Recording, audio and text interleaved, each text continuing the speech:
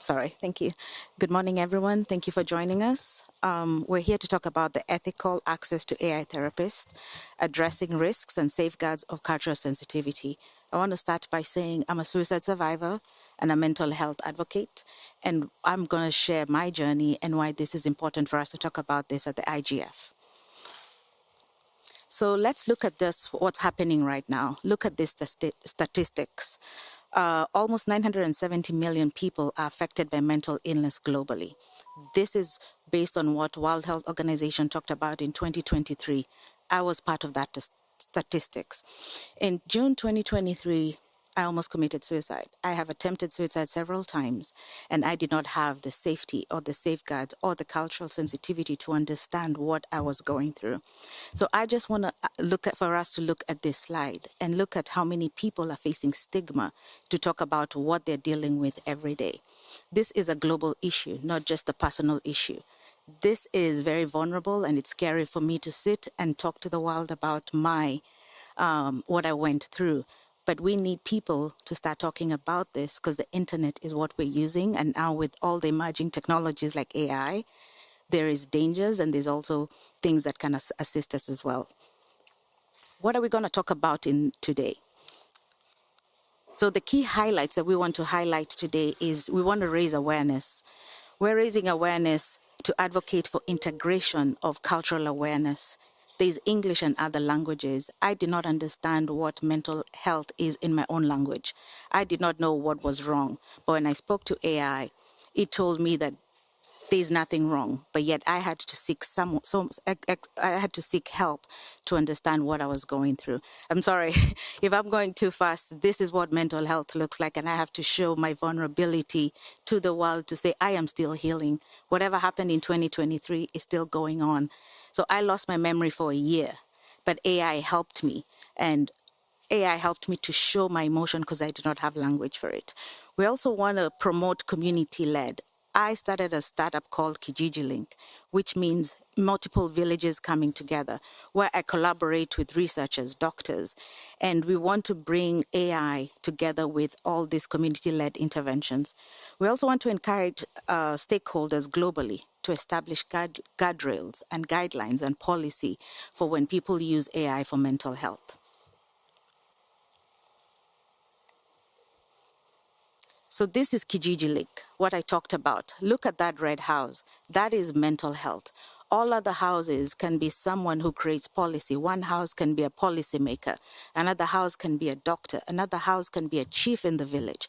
Another house can be anyone who makes clothes for the people or a school. So I'm bringing multiple stakeholders. I'm bringing multiple people, and we're centering the people. With that red house is where we teach mental health awareness, but we need more people to come to the table to talk about what suicide looks like. We all hear about mental health, but we don't hear about suicide. So this is creating awareness. AI made things worse for me. And in the next slide, I want to show what distress looks like. Because if you look at me right now sitting here, I would not look like someone who suffered. I would not look like someone who was suicidal. But this is the story of many who are suffering in silence. So what the images you're about to see is how when I lost my memory for a year, I used Copilot to create emotion, to show what was going through in my head, because I did not look like what people expected me to look. So the next slide, please.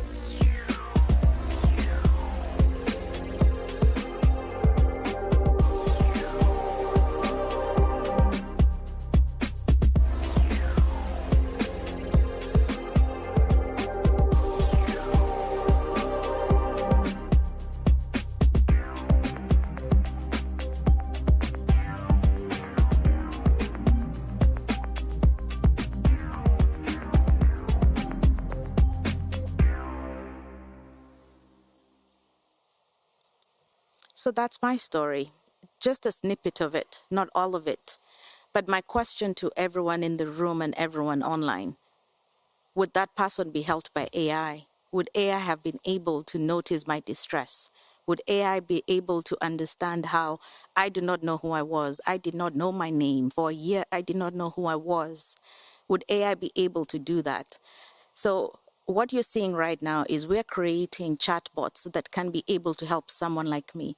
In the first column, you see AI as a therapist. So if someone goes in to say, my first attempt, I wanted to jump off a building, but it was not high enough for me to end my life. So here I said, I want to jump off a building, and this is what ChatGPT told me. I'm sorry, but I can't assist you with that. Please seek help from a mental health professional or contact emergency services. When I contacted emergency services, police came to my door, not once, but twice with guns blazing. I did not know who I was, but I did not open the door because I knew my rights. But what about those people who don't know their rights? What about those people who would open the door and they say the wrong thing? So the other slide is KijijIBot, what we're trying to create and what we're creating. So the user says, I say, I want to jump off a building. This is what we hope, and the guardrails that we're asking multi-stakeholders to really understand and work with suicide survivors and also people in the medical industry and also researchers. So the bot will say, I am truly sorry you're experiencing this distress. You're not alone. And support is here. With your permission, I'd like to connect you with one of our Kijiji Link peer counselors. They can guide you through some helpful distress tolerance skills while we arrange for a qualified mental health professional to reach out and support you further. That is what I wanted to hear. I did not want to be told, call emergency, call your family. My family did not understand. They thought I was pretending. My friends thought I was pretending. Kijiji Link, we want to center the person. We want to ensure they're okay before they continue chatting with a bot that does not understand emotion. So this is just a simulation of the conversation that I was talking about. This is me. This is what I was typing, but we simulated it. But I was doing this back in 2023, and it caused me more distress. So what it's showing is this, the person is saying, oh, that is too much. But the bot keeps saying, oh, I can help you. You're not alone. But that's not what I wanted to hear. I wanted to hear someone is coming there to help me. So this is just a simple simulation to show how you can keep going, but the AI will not understand all the images that you saw in the previous slide. Next slide, please. So this again is just a simulation on what I read. The conversation goes on. And what is distress tolerance? That's part of dialectical behavioral therapy. That is what I was in and out of hospital for a year. I had to be taught the two sides of everything. Dialectical centers you, helps you, it teaches you with coping skills. And that is what Kijiji Link is doing. Just this month, we've engaged with over 2,000 people in Nairobi, Kenya, in Tanzania, and we hope to engage with the world. We're here in global IGF to say, let's partner together and let's ensure people are not suffering in silence. I am a true testament to say, if I had the community, the ones sitting here with me today, they helped me to share my story. Let's find people who need our help so that we can continue, so that no one needs to suffer alone. So the next slide, please. So the risks of using AI, spreading misinformation. I got a lot of misinformation. I was diagnosed with things I did not understand. I was told I was bipolar. I was told I was all the crazy things that I could ever imagine. But when I went to a psychiatrist, I was told I had just complex post-traumatic disorder. But I still don't know what that is. I'm still learning every day. It's almost 2 years, but I forget. I freeze. My anxiety, social anxiety, even speaking here, is scary, but I have to show this is what vulnerability looks like. You might be working with someone who's like me, but they're suffering in silence. I thought speaking and being here, I would end my career, but it's not about my career anymore. I have built technology for over 20 years. I'm taking what I've learned in all the jobs that I've worked to help people like me, or people who are suffering in silence. There's also a lack of real-time fact-checking. How will AI check the facts? How will AI ensure that it's giving me the right diagnosis? There's also ethical and privacy concerns. When I'm sharing that I want to kill myself, where will it go? Who will have this data? Will it be shown around the world? Granted, I'm sitting here and talking to a world global stage, but I've dealt with shame for 2 years. I don't care anymore with who shames me because I've shamed myself for 2 years. Then there's limitation of understanding complex emotions. AI cannot understand that emotion. This is me the first day that I felt I could not keep going, and this went on for a whole year. Then the risk of perpetuating bias and discrimination. AI, the language is not I'm originally from Nairobi, Kenya. English, we have multiple languages. If it tells me emotion, it does not translate to my language. My hope is we can translate AI and use coders that understand that there are cultural sensitivities. It's not just English. We have to understand just because we're from Africa, all African countries have multiple languages. Our languages are not the same. So when we build code and we build anything to do with AI, let's understand it has to be locally built as well. Responsible AI in mental health. Let's build trust and safety with AI chatbots, like what we showed about what Kijiji Link is trying to build. Let's be guided by human oversight. We have to center the humans. We have to make sure that we have researchers or medical professionals, and that's what Kijiji hopes to have. Let's follow ethical principles. The same way we have ethics for everything on how we use our phone and how you see a doctor. Why can't it be about mental health? Let's ensure these ethics are also put into and built into AI. Also, AI should support, not replace human connection. I needed human connection. The women seated on me in this stage today believed in my story, and they held my hand and told me it will be okay. And even though it will not be okay, it's fine to me to cry. Crying are my superpowers. We should ask, what is your emotion? Emotions are the ones that drive us. So AI cannot have this emotion, but let's remember to center humans. Also, we should support, not replace human connection. We must protect user rights, especially their control over personal mental health data. When I was working and I lost my memory, my data was shared with so many insurance companies. I don't know where their data was. I do not own that data. So we need to ensure that whatever we put in the AI or whatever we put in the internet is protected and people feel safe.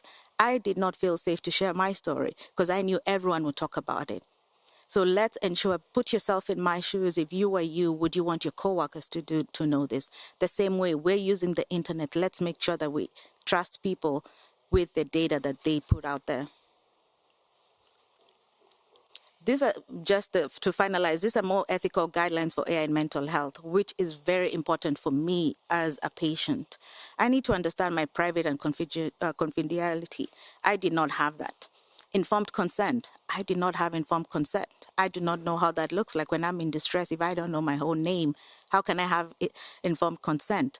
How do we do that with AI? Bias and fairness. There's a lot of bias. When I try to create images that look like me in AI, they never ended up like me, but because I've worked in technology, I could use prompts to show you the videos that represent someone that looks like me.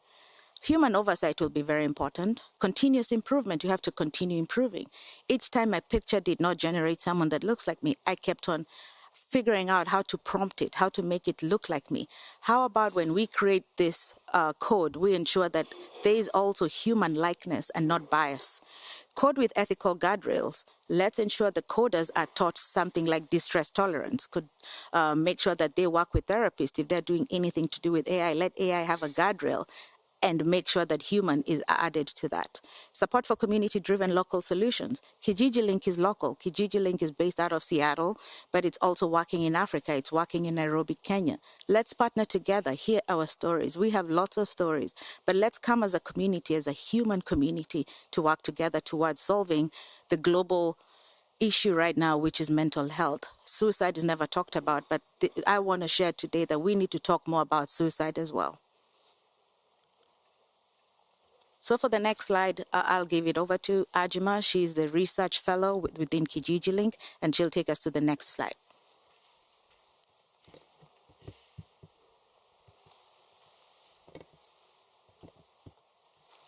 Thank you, Doris. Appreciate that. To quote Doris, I'd like to invite us to come together as a global community and invite all of you to participate in a survey that we put together. And the survey is about gauging your perceptions about the ethical development of AI for mental health support. And we invite all of you here, but also the broader IGF community and anyone who uses the internet to help us intentionally build. It's about 6 questions that covers these topics that you see before you.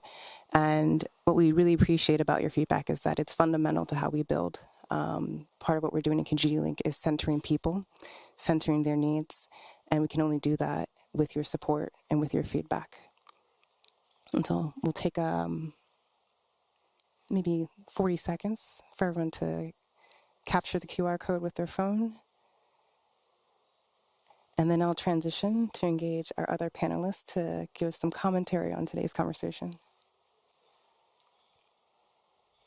Thank you. Thank you, Ajama.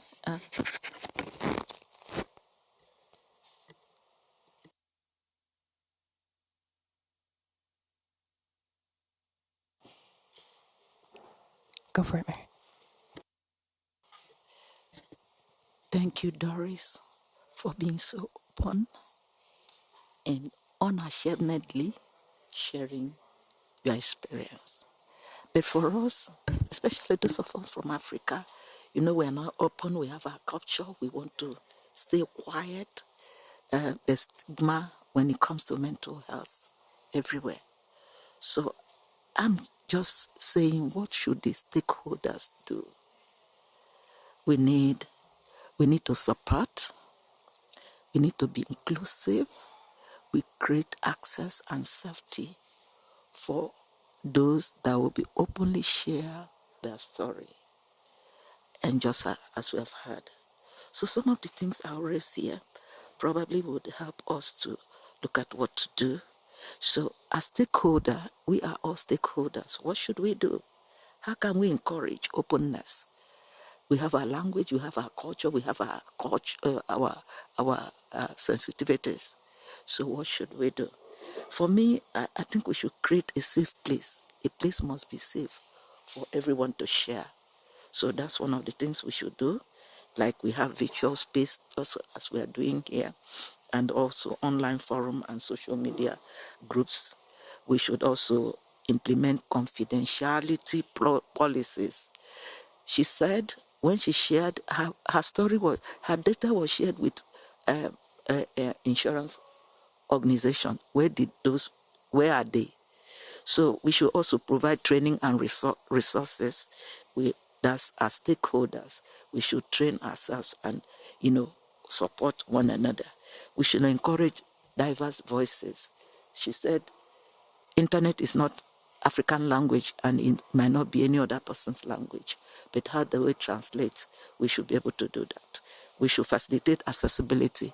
Those that cannot read or write, those that can, the communities that are marginalized, as also those that are the sign language, we could also translate in that. So that's what Gigi Link should be able to look at. We should promote awareness and education. And I believe Gigi Link will continue to do that in our communities. Educational campaigns can help reduce stigma and encourage participation so that people can come up and say, I have this problem. So put it in there so that you know that there are people to help. We should establish clear guidance. So this will help participants understand the boundaries and promote respectful sharing. You share respectfully, and we can provide support, especially those that have shared their stories. So Gigi Link will be able to say, okay, you have shared your story, but we have these support services to offer. We should also encourage community building, just like we want to establish community. Gigi Link will be a community, a big community, and that's what we are talking about. And solicit feedback. We have asked you to do a feedback, and that will help us in building more on that and advocate for policy change. In the process, we'll advocate for policy change so that the stigma will go when it comes to mental health. I don't know how many administrations or countries or policies that we have developed to help those that will be able to share that. So we celebrate those that will come. Thank you. Thank you. Thank you. We celebrate you. We celebrate you. We celebrate you. We celebrate you. we celebrate you. So we celebrate those that will be bold enough to come share their story so that others will not suffer what they have suffered. This is what Doris is doing. This is what Gigi Link will be after. So when we share those stories, we share them and we also support one another. At the end of the day, we'll help that. It might not be you, it might be your brother, it might be your sister, it might be your community. So let's be part of it. Thank you. Thank you, Mary. June?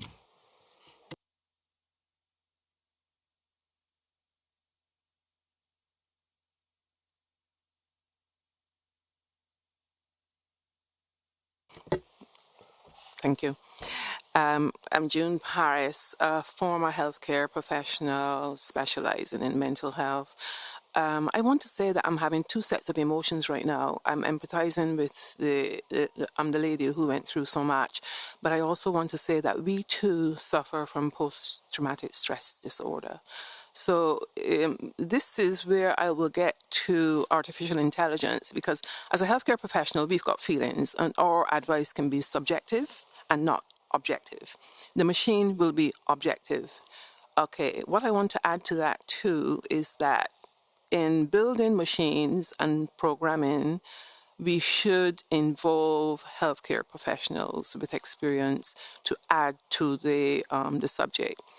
This way, we won't miss what is missed by people who are advancing these programs and not putting the human element into the program so that the program will be actively responsible for the advice that they're giving. But I do very much empathize with the lady and what she's been through, and I'm happy that she has brought it into the open, and I'm happy that it's also being discussed at the IGF.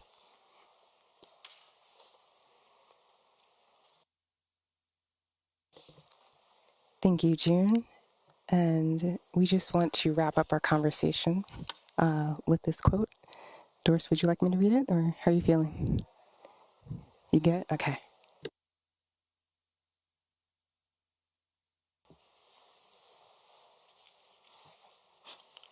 I just want to say thank you to everyone. It's hard to keep telling my story because each time I share my story, I relive what happened in 2023. But we need to show more tears. I'm a happy person, but I'm also ill. But I'm not ill.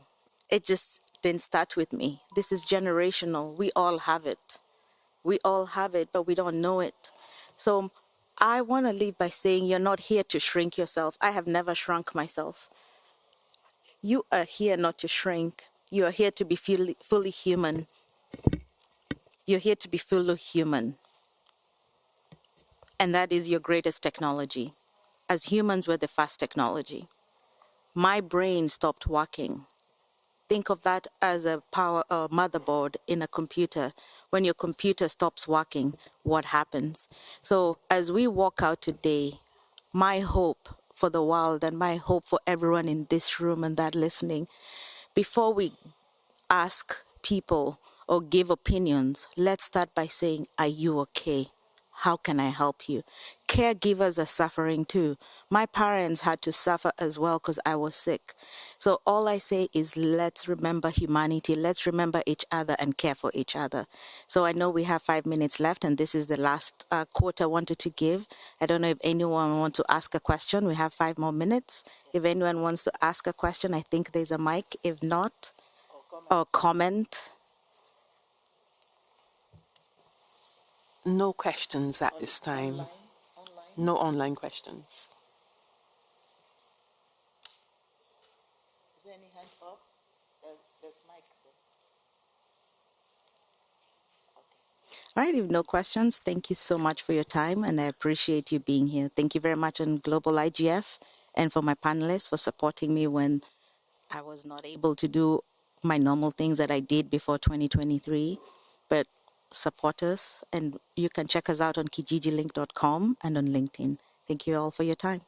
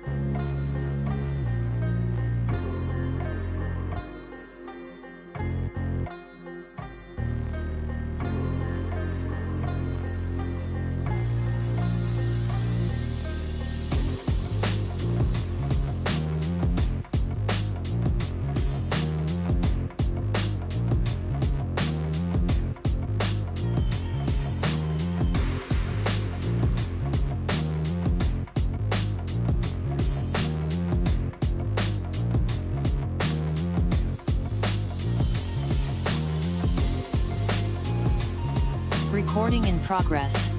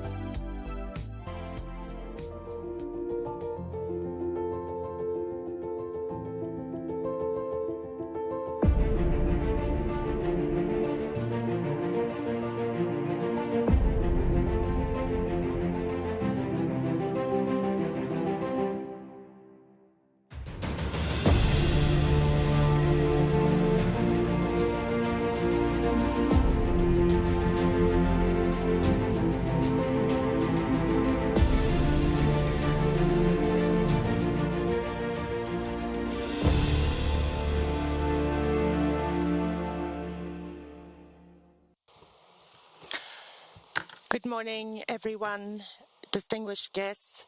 Welcome to this session of the IGF entitled Empowering Marginalized Communities, Harnessing Internet-Powered Citizen Data for Inclusive Public Services.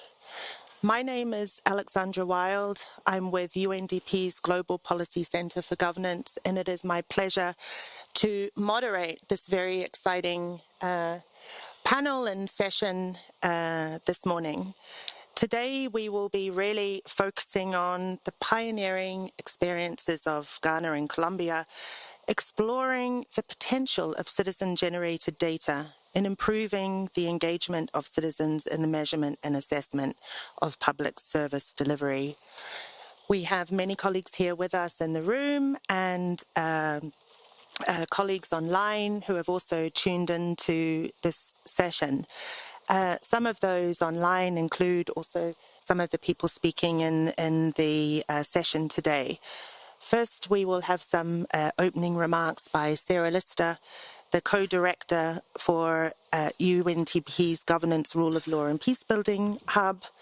We will hear today an introduction to citizen data and the contribution of the Collaborative on Citizen Data that will be shared with us by Charlotte Hunson of the United Nations Statistics Division, also a co-host of this session today. And we will hear, as I said earlier, the experience of Ghana from my colleague Omar Saidu, the head of social statistics at the Ghana Statistical Service, and also the experience of Colombia with citizen data from my colleague Aura Gamba, who is with DANE, the Department of Statistics in Colombia. Then we will hear from two discussants that will sort of share their perspectives on some of the very exciting advancements we will hear today. The session is only an hour. We have a very hard cut-off time. So without further ado, I'm going to hand over to Sarah Lister to open the session. Over to you, Sarah. Thank you very much. Good morning, good afternoon, good evening. Excellencies, distinguished colleagues, friends and partners, those in the room and those online. Welcome to this session on empowering marginalized communities, harnessing internet-powered citizen data for inclusive public services. It's a real pleasure to open this timely discussion on how digital tools and citizen engagement can transform how we understand and deliver public services, especially for those who are most often left behind. As many of you know, the United Nations Statistical Commission, the highest decision-making body in the global statistical system, took a landmark step earlier this year by endorsing the Copenhagen Framework on Citizen Data, which we will hear more about in this session. This marks a critical recognition that traditional data systems alone are not enough, and that there is a demand for people to be able to contribute to generating information about themselves in a manner that reflects and serves their interests. To build truly inclusive institutions, we need data that reflects people's lived experiences, especially those of marginalized and underserved groups.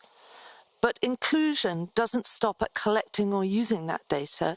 It also means returning that information to the people themselves, empowering communities through access, transparency, and accountability. This is why the expansion of citizen data as an approach is so important for UNDP. At UNDP, we support over 130 countries in building institutions that are inclusive, accountable, and responsive. Strengthening public service delivery, particularly for those furthest from power, is central to this mission. But governments can't improve what they don't understand. And they can't understand without taking into consideration different viewpoints, including from the people they directly serve. That's where citizen data, powered by the internet, can be a game changer. By putting digital tools in the hands of people, we can help communities not only access services, but shape how those services are designed, delivered, and evaluated. This helps answer the most fundamental governance questions. What do people need? Are services working? Who is being left behind? And why? Today, we're fortunate to hear from two countries at the forefront of this approach, Ghana and Colombia. Both have been exploring how citizen-generated data, enabled by internet access and digital innovation, can improve the inclusivity and responsiveness of public services.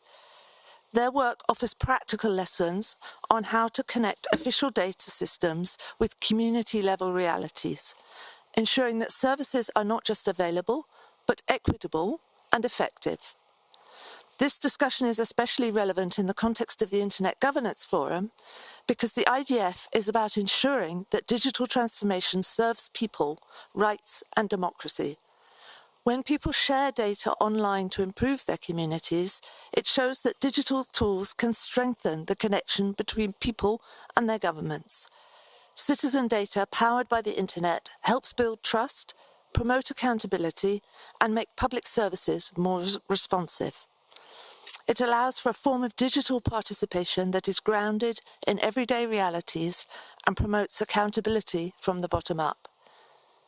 UNDP is the UN entity responsible for the global monitoring of SDG Indicator 16.6.2, which measures people's satisfaction with public services such as healthcare, education, and general government services.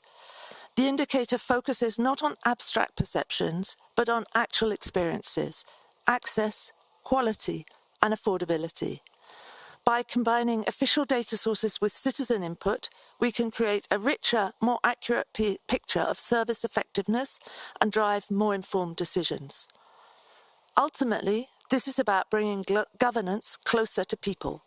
It's about ensuring that digital transformation doesn't widen gaps, it closes them. And it's about showing that when communities are empowered to contribute their voices and experiences, they become co-creators of better public services and stronger institutions.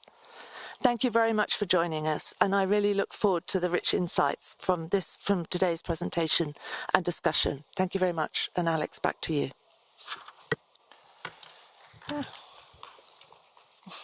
Good.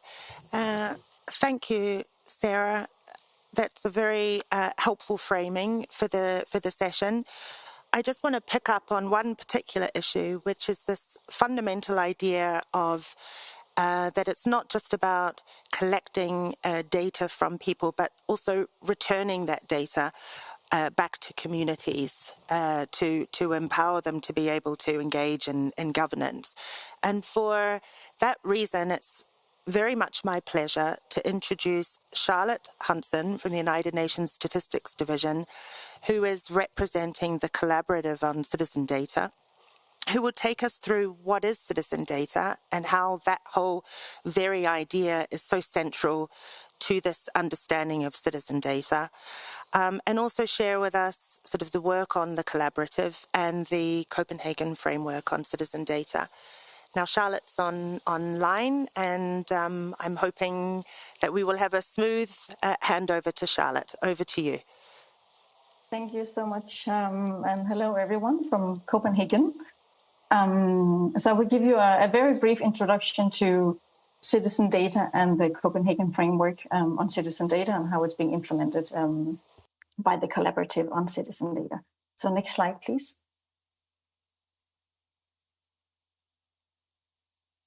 Next slide. Can you hear me? Yeah. So first, what is citizen data? In the Copenhagen framework, it has been defined, and it basically refers to data originating from different initiatives in which citizens are engaged at various stages of their data value chain. And this is whether or not this data is integrated into official statistics or not.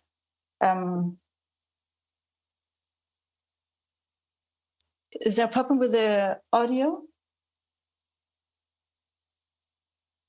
It's a bit unclear to me, sorry. Well, I can hear you fine, Laura. I'm not sure about others here in the room. Okay, that's fine. Yep, we can all hear you, thanks. Okay.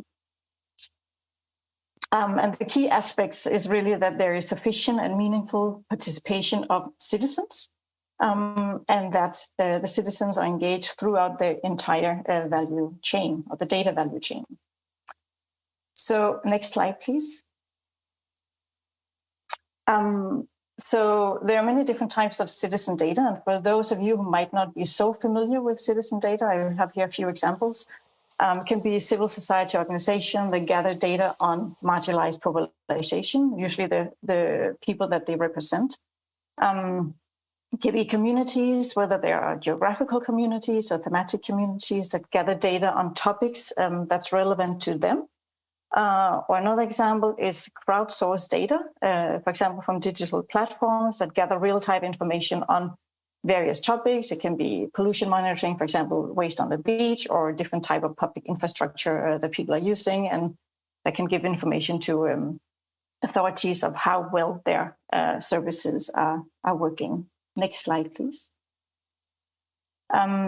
Sarah was also already mentioning some of these different type of contribution that citizens can have on to data and what that data does. Just something to highlight here is, of course, it's a way to empower communities and improve their dialogue with public authorities. It's also about having marginalized voices heard and having those voices respected, and then also expanding the production of power to citizens. Next slide, please. Since citizen data is a fairly new area, particularly in official statistics, there are different challenges with this data for the time being. A key thing is lack of trust or engagement between partners that have usually not worked together. So these are state institutions, particularly the National Statistics Office, working with different type of non-state actors. We have concerns about the data quality. Collected by non-state actors, because this is something that often has been done by the National Statistics Office, and now we have a new type of data. And this also links to the third bullet here, which is about the limited knowledge about data and maybe the lack of statistical capacity among these actors. So there's a bit of concern around data quality as being a big area. There's also issue with the sustainability of these different type of citizen data efforts, because we like to, at least in the official statistics world, we like to measure time series and see how things are developed over time. But can we be sure that if we use these data sources, they are reproduced year after year or over a certain period of time to make sure that we can measure progress? So these are some of the challenges. Next slide, please. And because of these challenges, and the need to address them, but also to really give power of citizens to contribute to data, the Copenhagen framework has been established. It was endorsed in March 2025 by the UN Statistical Commission, and it kind of, in its basic form, conceptualizes and defines citizen data, but it also kind of outlines the many different roles that citizens and national statistical offices can play in the different stages of data production. And it has also some quite specific active points on how to produce, have a sustainable production and the use of citizen data. Next slide, please. So the collaborative is a network of a lot of organizations, communities, civil society organizations, NSOs, human rights institutions, academia, different types of regional and international organizations. It was established in 2023 and has been mandated by the UN Statistics Commission to develop and finalize the Copenhagen framework on citizen data. So that's now in place, and now it's being implemented. But this network is also a space to share knowledge and foster collaboration and basically learn about citizen data because it's such a new area. And the collaborative is also very much engaged, particularly at the moment, to develop different type of guidances as how to handle the methodological gaps and some of all these challenges that I mentioned before. Next slide. So the actual work at the moment of the collaborative is, as I just said, really focused on developing these different type of knowledge projects to help facilitate the work and the more extensive use of citizen data. And we have a whole set of guidances that we expect to be completed by mid-2026. focusing on data quality. How do you handle data quality of citizen data? How do you engage citizens in a meaningful and participatory way? How do you form partnerships among these different type of actors in countries? How do you work with intersectionality and qualitative data? We see that citizen data have more qualitative data than, for example, national statistical offices are used to work with. So that's also a new area, particularly for national statistical offices. We will also have a toolkit for how to develop national toolkits that kind of look at the national context, but take in experiences from around the world and some of these more generic recommendations on how to work with citizen data. We also are supporting countries. We have worked with Colombia, Kyrgyzstan, Nepal, and Malawi, but we have others to come that's going to feed into the work the next 2 years, both to support countries, but also to learn from the countries. And this will also provide input to the development of the guidance that we are working on. We have an annual expert group meeting. The next one takes place in October 2025. The previous ones have focused a lot on setting the stage and figuring out what citizen data is and developing the Copenhagen framework. But now we're moving on to more sort of in the implementation mode. Next slide. So yeah, everyone's welcome to join the collaborative. As organizations or contributors in any form, we have a website and you can find a lot of information there. It's being updated at the moment. And if you can't find what you're looking for, you're welcome to email us at citizen.data@un.org. Thank you very much. Great. Excellent. Thank you, Charlotte. And for everyone, please do check out the information online. It's a very inclusive collaborative, and as you've heard, you have access to a lot of the practice and the insights and the guidance that's being developed within that very energized movement. Charlotte also highlighted some of the challenges in sort of integrating citizen data with official statistics. We're going to hear a little bit about that now, but also some of the opportunities. So I'm going to ask my colleague Oma Saidu, again, the head of social statistics at the Ghana Statistical Service, to share with us the experience of Ghana in integrating citizen data into national statistics. And to sort of elaborate on, some of those challenges and utilizing, really timely, accurate, and reliable statistics to promote trust in government institutions and their decision making. Over to you, Omar. Thank you very much, Alexander. As already indicated, citizens' data data that are originating from initiatives which involve citizens' engagement throughout the various stages of the data value chain. And these are guided by the principles of inclusiveness, responsiveness, professionalism, and the ethical production and use of the statistics. Now, in Ghana, our motivation had been, in 2017, we did a data road assessment, a data roadmap assessment to understand our capability of monitoring the SDGs. And it came out clearly that if we do not do something different from what we are used to, we might not be able to measure all the SDGs. And so our motivation stems from the fact that we wanted to know how citizens' data can provide timely, disaggregated, and actionable data for monitoring the SDGs, what technology-based tools are appropriate for representative data collection, and what pathways exist for addressing quality issues and building trust in these data. Now, we have had a long history of engagement with citizens' data. In fact, we started in 2019, just before COVID, piloting the use of citizens' data for monitoring 5 SDGs indicators, 4 under gender-based violence. And so we deployed an application called Let's Talk, where we try to measure those 4 SDGs indicators. We developed another application the same year called Clean Up Ghana, which kind of engages citizens and waste management companies to try to measure another SDG indicator.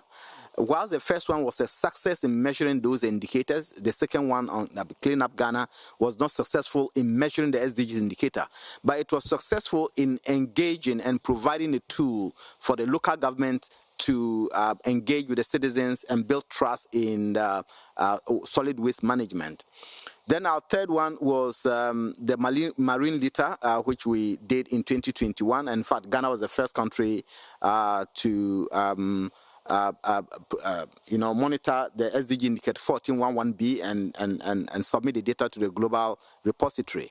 And this piece of work has received a lot of awards. And last month, I was in Rome to receive the Joe Award based on this work. Then in 2023, we tried another one, basically on Leave No One Behind. There is a policy in Ghana, it's a law actually, to ensure that 3% of the local government resources are allocated to provide services to persons with disabilities. So we wanted to assess the effectiveness of that, and we used citizens data approach. And for the first time, because of the level of engagement, we were able to develop functionalities for persons with disabilities to engage with the applications.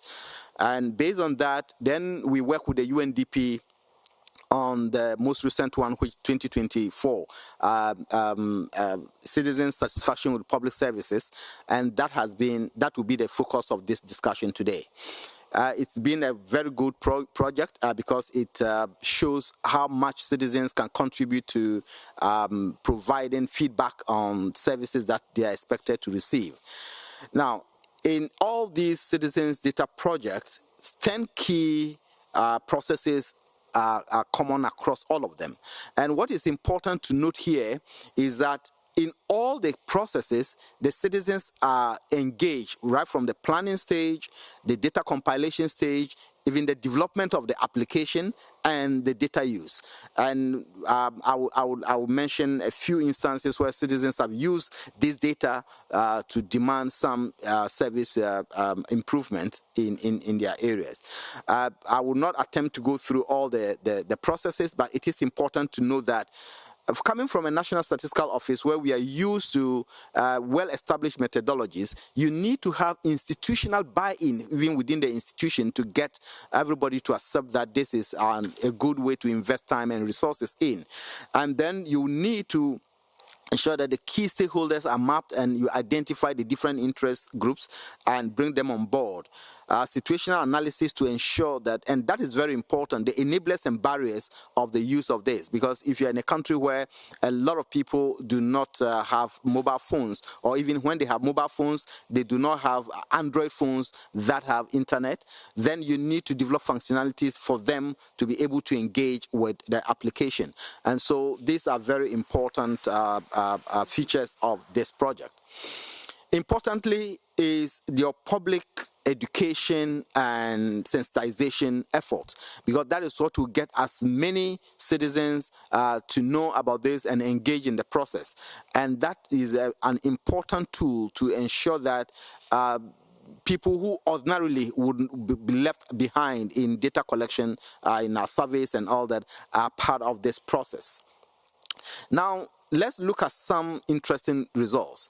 Now, when we deployed this piece of work, you can see that most people engage who do not have, 56% of the people engage with the IVR process, where there's an interactive voice testing messaging. And so without that feature, for instance, it means that more than half of the population wouldn't have engaged with the process. Then with the application that is downloaded from Play Store or Apple Store, there is voice interaction within it and test options.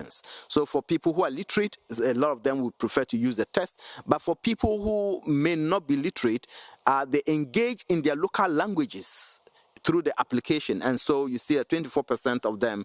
And we also provided functionalities for people to report on behalf of others with their consent. And that also showed that 40% of the users had to get someone to file a report on their behalf. And the different local languages, recording all this in the different local languages, and also with the functionality for persons with disability, also ensure that we have wide coverage in this.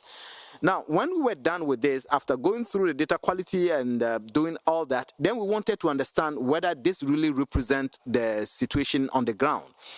So here you can see on my left side, the pie chart shows that we compare the sex disaggregations of the two districts where we piloted this with the census, because Ghana had conducted a population and housing census in 2021, and so we compare the sex disaggregation from the census and the citizens data, and you can see that it's almost the same for both districts. Then the bar charts on my right are the persons with disabilities in those two districts. The first one looking at what we have from the census, and the second one is looking at what the persons with disabilities who have engaged with the app and you can see also that there are quite some good representation of the different population subgroups. Now, beyond the census, in 2019, Ghana had actually implemented a nationally representative sample survey on this same SDG 16.6.2 with the support of the UNDP. And you can see that at the time in 2019, 97% of children below 18 years had been in need of health medical treatment within the previous 4 weeks. And in 2024, using this same citizens data on the same, we see that almost 90% of children have been in need of health. So, which means that there's some level of representation in this data. Then the rightmost charts is showing the level of satisfaction the citizens have indicated with the healthcare delivery from the public health services. And we can see, of course, 2019, 2024, but you can see that for those of us who live in Ghana, this reflected the sentiments within the country within the period, and you can clearly see some similarities there too. Then on education, and this is very important. In the 2019 nationally representative sample, we see that 55% of households had children 5 to 18 years in those households. In 2024, using the internet-based citizens data, you can still have 56% of households have children between 5 to 18 years, which means that there's some level of representation, and the rightmost chart is giving the public satisfaction with public education delivery in both the sample survey and the citizens data. Next, on the third one, which has to do with people needing a national ID system and either to obtain it or to renew it. In 2019, we see that a third of the population had indicated that they had been in a need of a national ID system. And in 2024, this has increased to 70%. And in fact, in a recent survey we have done in 2025, we realized that the fourth most important public entity that citizens in Ghana visit is embassies of other countries. And this really reflects the findings from this citizens data that 70% had been in need of a national ID. And in the report, you see that whilst in 2019, the most important sought after national ID was a Ghana card, in 2024, it was the Ghanaian passport. And so people were frustrated also if you look at the satisfaction level in terms of the timeliness of the service and all that. And interestingly, when we published this, not long after that, the Ministry of Foreign Affairs issued a directive to get people who had applied for passports and had taken a long time to get this passport sent out to them. And also, currently, we have a situation where the cost of passports are being, of obtaining passports are being reduced. Now, it is important to know that for a successful rollout and how to overcome the common challenges is the inclusive nature of developing the application with both the local people and the national stakeholders. And then establishment of a regular and consistent internal feedback mechanism and understanding the key stakeholders' interest for engagement. That is very important because once you engage, in fact, in developing this, there are 12 different domains of persons with disabilities in Ghana, and we make sure we engage with all these different domains, and that helps us to develop the functionalities for persons who are partially blind, for persons who have hearing impairment and all that, to engage with the application. And one other important thing is minimizing the user costs through optimization of the application. These have been some of the key challenges that we have over the period been able to mitigate to ensure that there is wide participation in this project. Yeah, so we have, because this is a learning process, we have documented even the processes that we started with from the beginning, not just the technical report. The processes also have been documented to provide information to other countries and other people who would want to replicate this. And of course, we also did another report comparing this survey data with the citizens' data report. Thank you very much.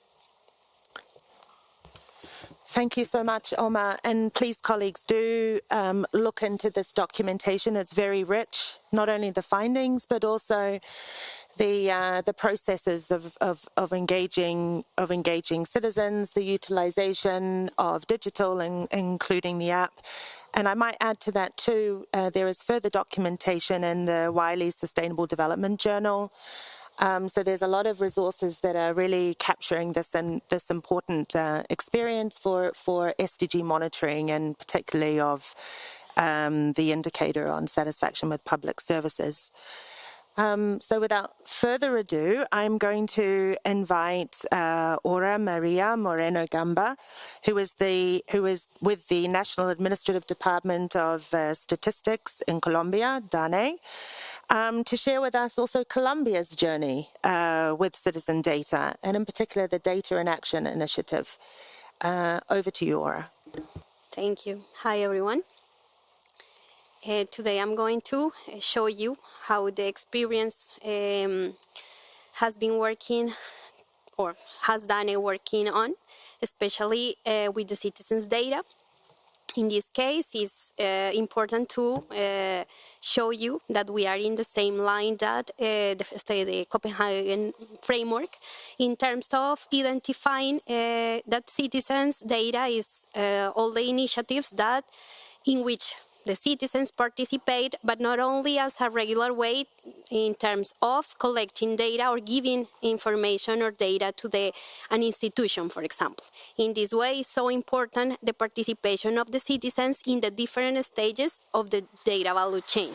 And we consider that this participation has to be sufficient and meaningful in all the process or in all the stages. According to that, we have developed or have identified the importance to create a citizens data framework in Colombia.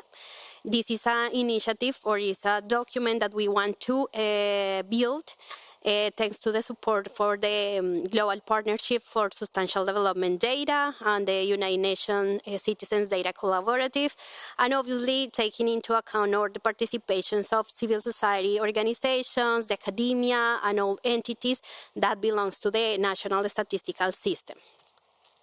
In this way, or in order to develop the initiative, we have established different stages or different actions in terms of develop the framework. One of them is create different workshops in which we can interact with different civil society organizations and citizens as well, in order to identify which aspects they consider so relevant in terms of considering in the build of this framework. We have been working in different workshops, and we are going to see later. And it's a strategy in which we identify if we are going to create a document for the citizens. Obviously, we need to establish the collaboration, or how we call co-creation with the citizens. On the other hand, we have been considering including the maturity model in the framework, because we consider that it's important to establish different dimensions, level, criteria of evaluation in order to let the civil society organization and the citizens in general be able to do a self-assessment in terms of identifying which step in which process they are in terms of the construction of citizens' data. And in that way, we can, as an institution, give all the support, all the help that the institutions need in terms of which tools they can apply, which standards they can apply in the generation of citizens' data.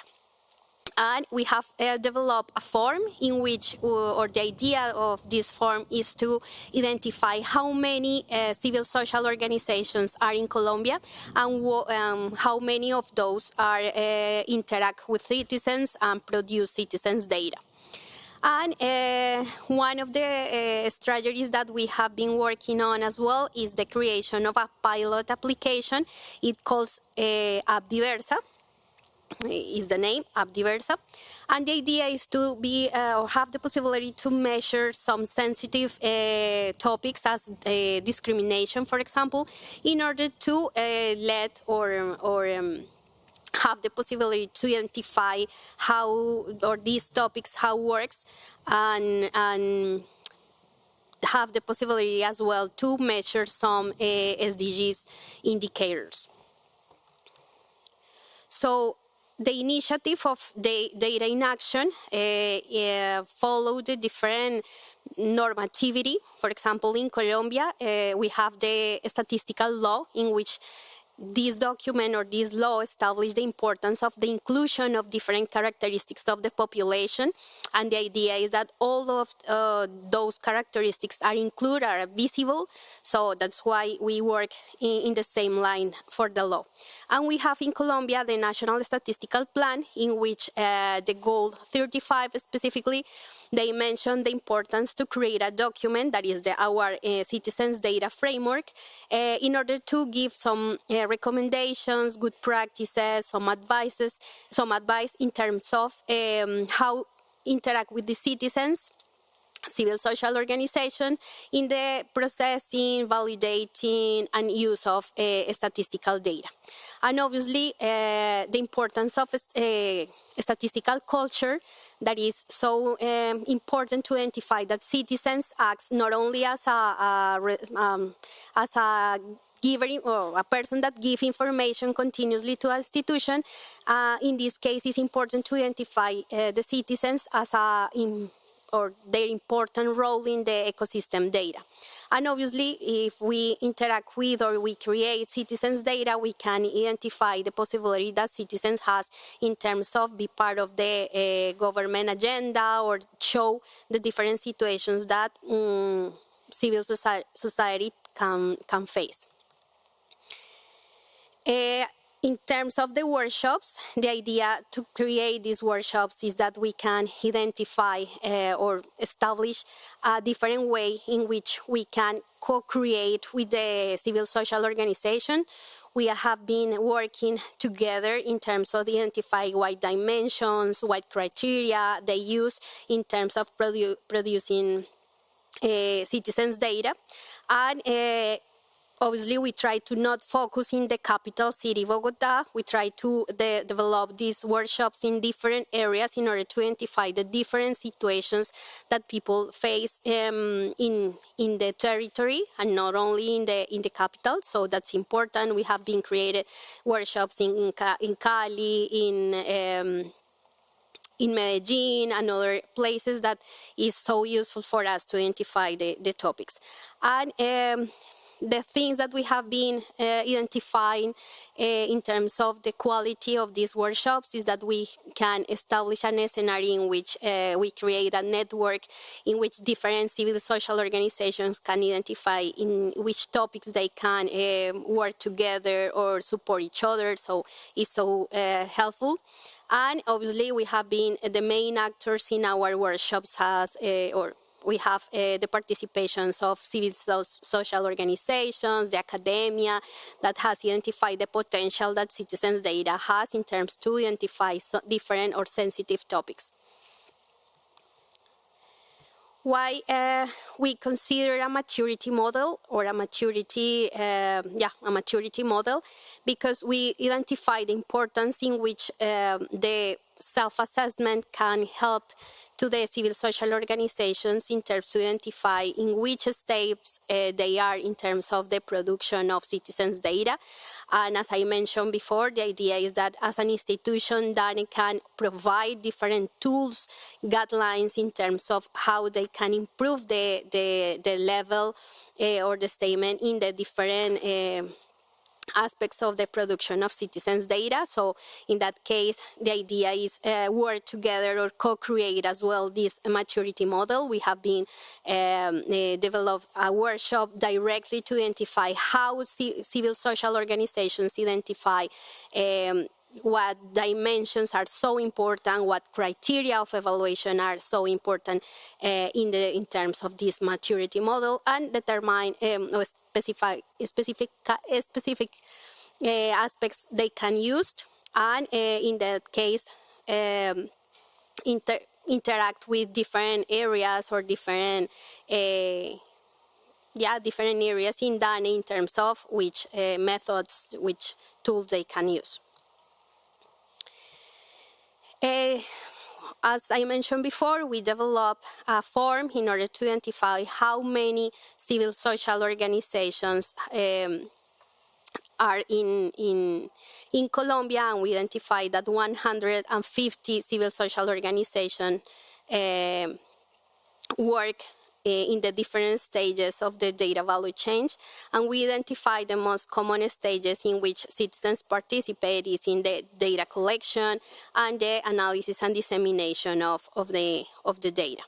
And from these 150, we identify that 95 civil social organizations work directly with citizens, and the main topic is the environment topic, is one of the most relevant or common topic that the civil social organizations work with, and the gender topic as well. So we can identify in which aspects they work, and obviously the idea is to increase the amount of civil social organizations that we will able to identify and work with in the same or in the other scenarios as the workshops and other spaces that we create.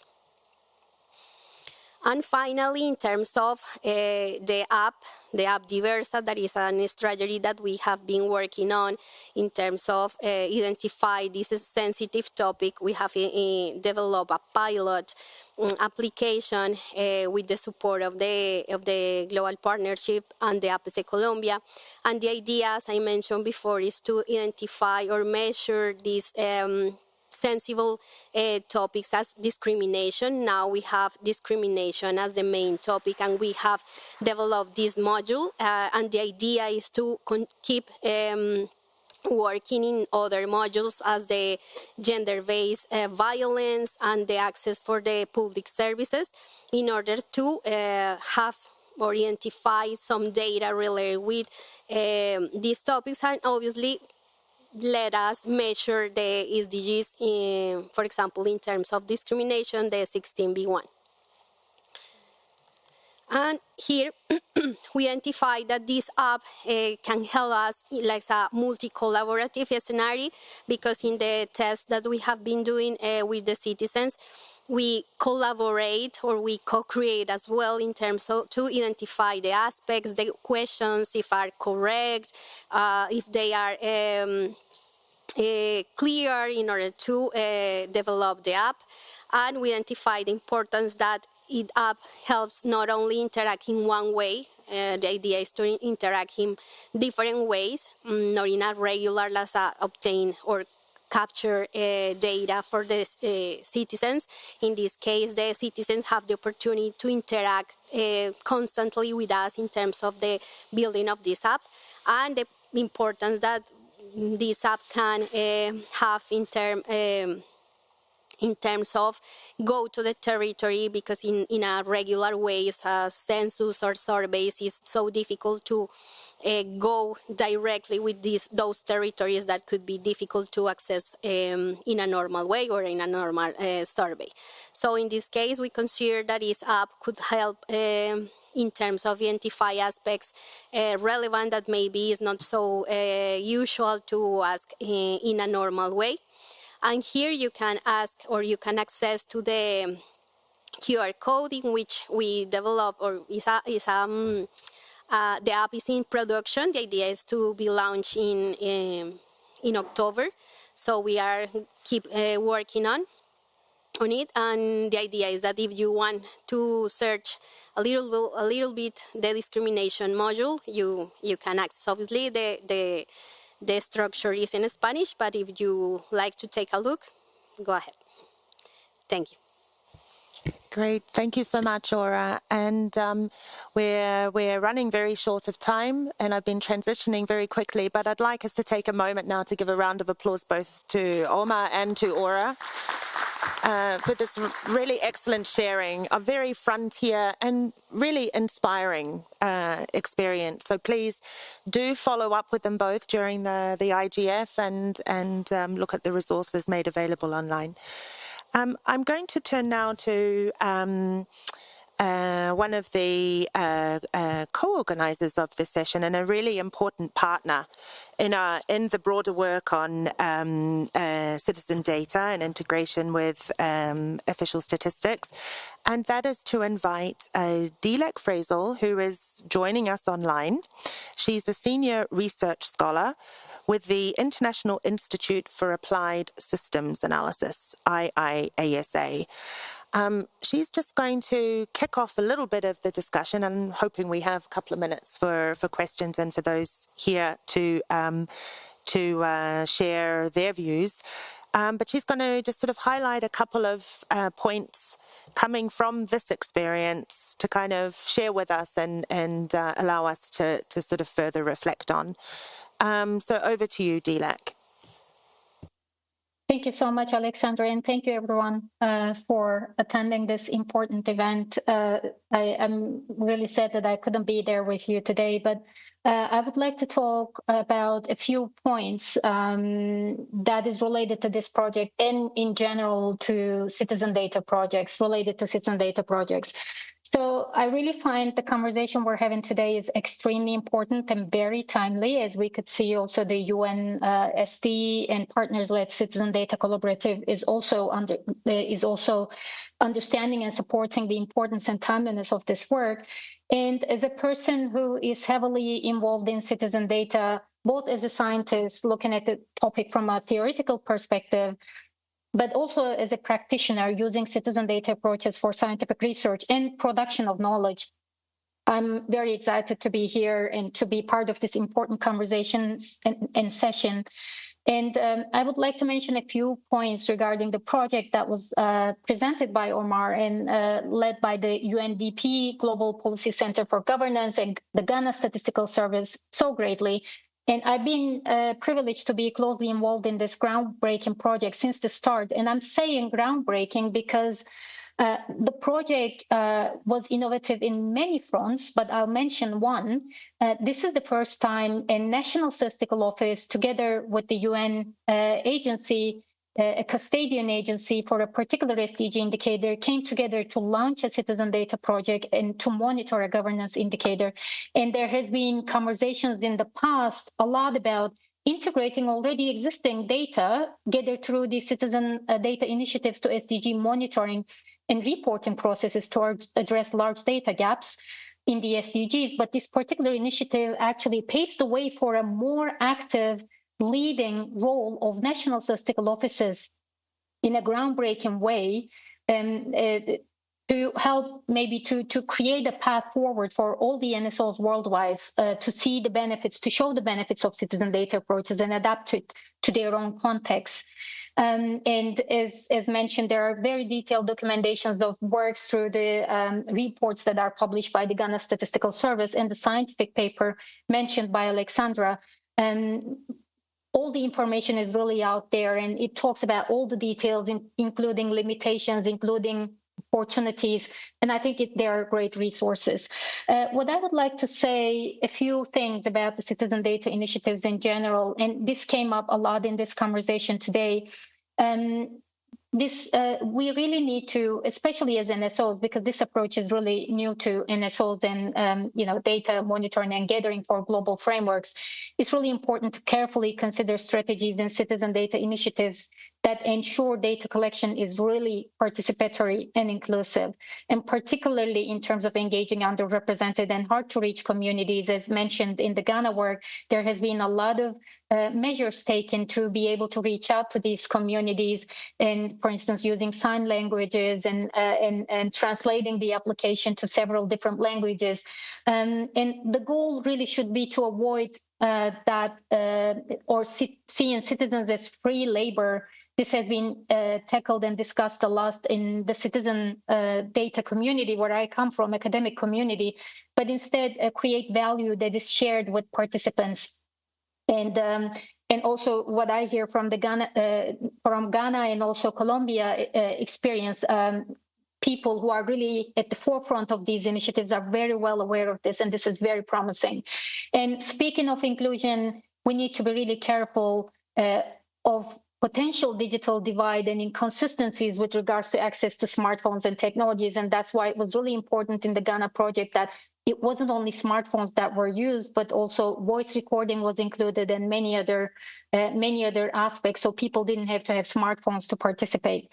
And trust in data-driven initiatives depends on strong ethical foundations that prioritize transparency, informed consent from participants, and really fairness.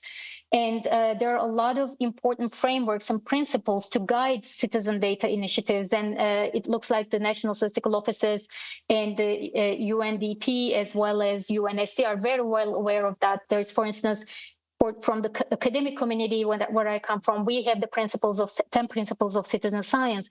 But Copenhagen framework is building actually on these existing principles and has its own 13 principles for citizen data in the Copenhagen framework. And there are other principles as well, like human rights-based approach to data or peer and care data, which highlights the findability, accessibility, interoperability, and reusability of data, but also care principles about collective benefit, authority to control, responsibility, and ethics in data initiatives.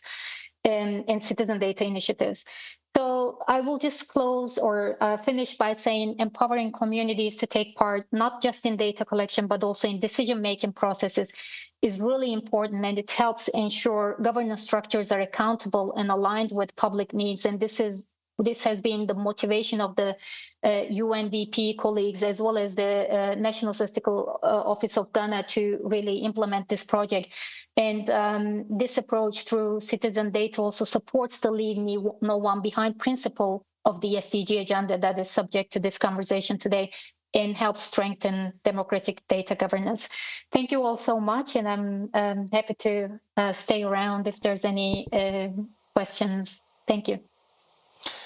Thanks so much, Dilek, and also for the important reminder of a principled approach, and particularly inclusion, this real shift from looking at citizens as free labor and data production to being really driven by inclusion and to be very conscious of the digital divide. We have just one last but not least, an important panelist who is Maria Nordstrom, who is within the digital government division of the Ministry of Finance Sweden, responsible for AI policy, who will give a little take on what you've heard, whether you're new or not to the citizen data community. I think you bring a very interesting perspective. So you just have a couple of minutes to share that with us. Thank you, Maria. Thank you so much, and thank you for having me. This is such an interesting and inspiring session. So I work mostly on AI, and as you all know, data is essential for AI. Similarly, AI can be used to enhance the actionability of citizen data. But we need AI governance, we need policies and practices to ensure that AI systems are transparent and accountable, and that starts with the data. In Sweden, we have developed national principles for making information available, and those principles are developed by our Agency for Digital Government, and the principles provide a framework for organizations to publish and share data in ways that promote transparency, innovation, and societal values. So originally, these principles were developed for public organizations, but I think they are very relevant in the context of citizen data as well, and they relate to a lot of that has been said here today. There are 7 principles in total, and one of the principles is on the documentation and metadata of the data that's being collected. So this is important to ensure transparency. This is on how the data is collected, by whom, and in what conditions, similarly to what is done in Ghana. And I think it shows that this is really important because, in turn, AI governance can then encourage the transparency of how citizen data is used in AI models. Another principle is related to a risk-based approach. So even if the data isn't personal data, it must be assessed for risks. So a data set could reveal vulnerabilities or be misused. And there are government frameworks that can help assess and mitigate risks related to bias, to misuse, or unintended consequences when the data is then processed by AI. So citizen data can, of course, be used to mitigate biases when used in AI, but it can also have biases in itself. So you need to be aware of potential biases when the data is then processed by AI. Traceability in this context is very important. And finally, AI governance promotes participatory design. So when citizens are involved in how their data is used, and we've heard this before. So today, I think citizen data and the process of collecting citizen data provides a basis for dialogue, and it's crucial in establishing trust. Authorities can engage with citizen data and validate, enrich, and integrate the data into public services, as we've been told today.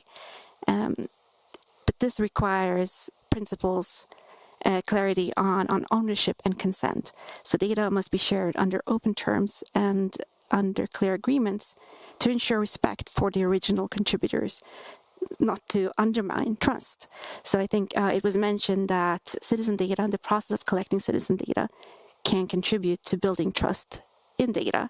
And similarly, I think citizen data can be utilized to building trust in AI with the help of proper AI governance. Thank you so much for having me. That's great. Thank you so much, Maria. And really important points raised around the governance of AI and the integration of citizen data into models, and these issues around bias and how to utilize citizen data to mitigate that, but also to be very aware of it. So, thankfully, we've kept to time. There, unfortunately, isn't much time, or any time actually, for questions and discussion. But again, please follow up with any of us, with UNDP, with OMA, with Aura, and we'll be very happy to share more information on these experiences. And with that, thank you, Omar and Aura. Thank you for being part of this session. Also to you, Maria, and to DLEC and Charlotte online, and to Sarah, of course, who is over here to be able to look at the PowerPoint. Thank you to all colleagues joining online, and for those that have come here this morning for this session. Have a wonderful rest of day. Thank you.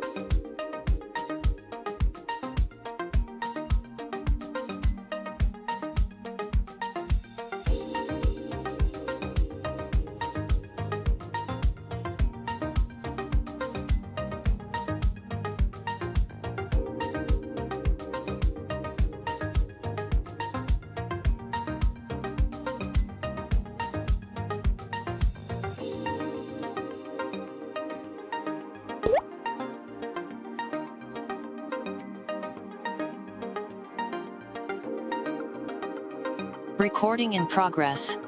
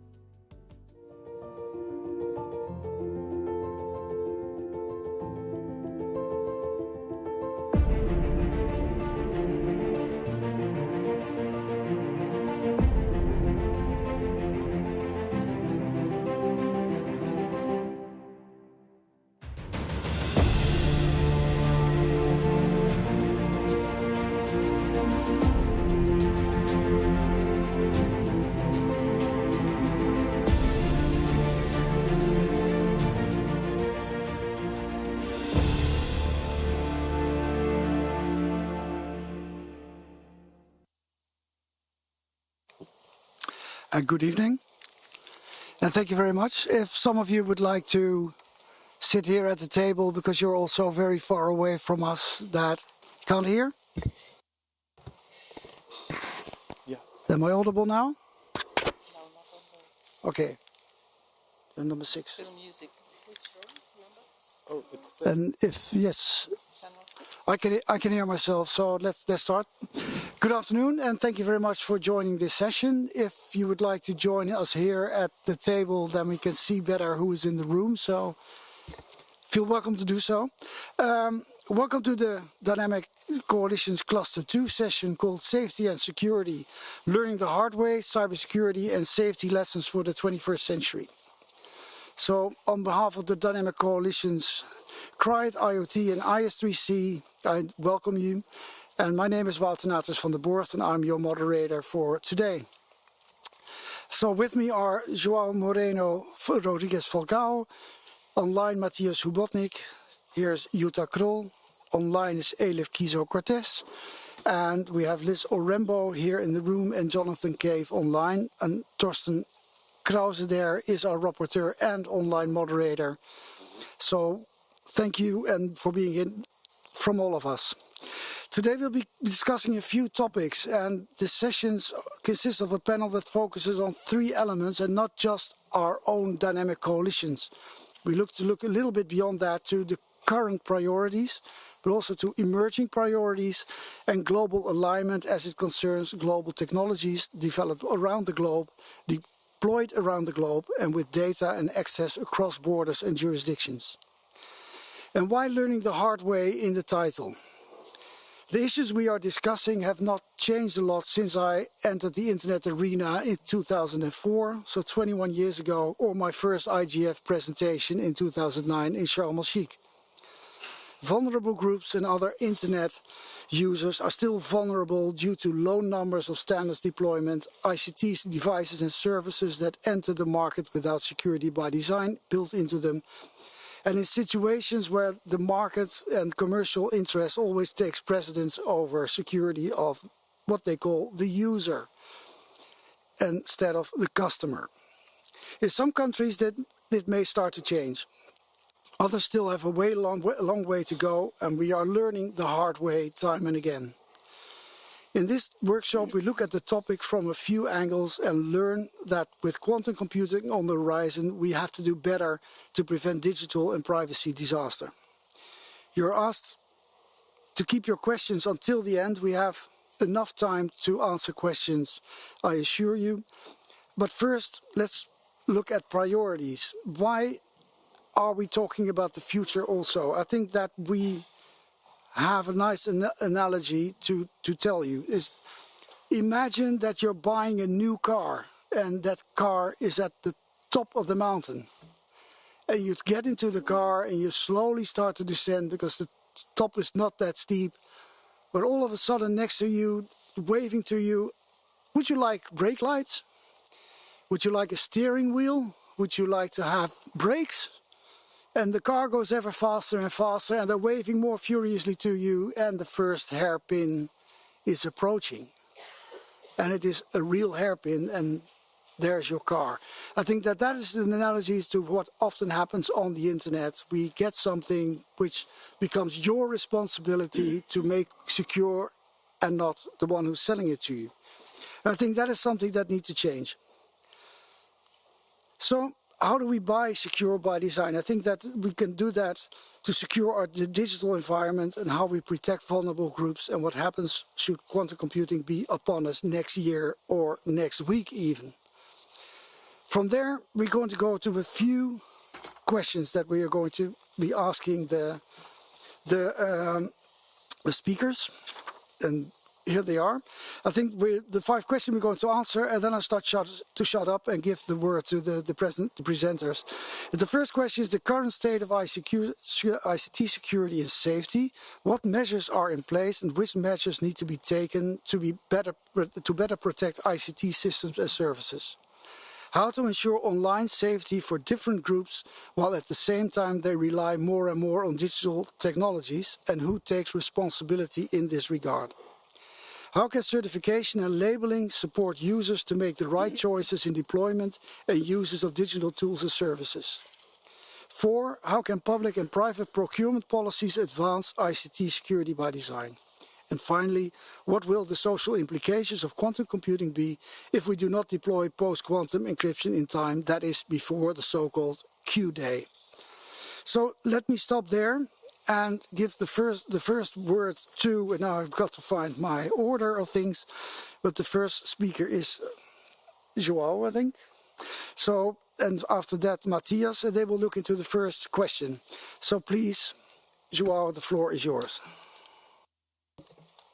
Hello, thank you, Wout.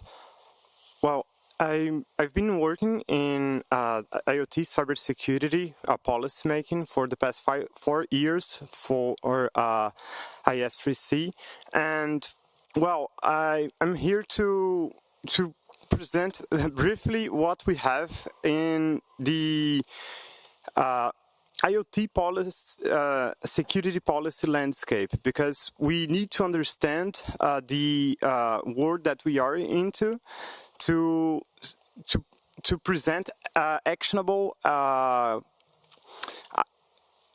actions to fight the insecurity of the world. So when we started to develop this project, we really wanted to understand what it was happening, and I decided to bring a couple of examples of attacks that we've seen in the past few years and how they evolved until today to better understand how we can fight them. So the first one is the Jeep Cherokee incident that caused a recall of 1.4 million cars. Well, this was a major risk to the drivers because the car had a system insecure that could be hacked, like from close proximity, and block the brakes and control the steering wheel. So this could be a huge issue and cause the death of many. So they wisely made a huge recall. And wow, we think, okay, it happened in 2015, but what now? I also decided to bring another example, which was the Kia incident on last year, where millions of cars were subject to an attack, a remote attack that could a malicious person could change the car to his name in the system, the online system, and with this download all information about the car. Which means that they could locate the car, you could unlock it remotely, and also see your history of places you've been to. So, and again, this happened to millions of cars. This shows us a clear need to improve the security. And another issue that we studied was the IoT botnets, because what we see is that we have millions of devices with similar software and similar vulnerabilities, which makes them vulnerable to massive attacks. And well, I bring an example here, the Raptor train malware, which was spread in hundreds of thousands of devices and served a multi-purpose. So the attackers could steal information from the owners of the device. They could also engage in malicious activities, attacking third parties, which makes almost impossible to protect because they seem to be a valid person inside your network trying to access it. And well, this is very difficult to tackle, especially when we have devices spread from all over the world. So to understand, after looking into the insecurity of the world, we dived into the policy landscape. So we went through the work of ITU Study Group 20, which have very interesting recommendations.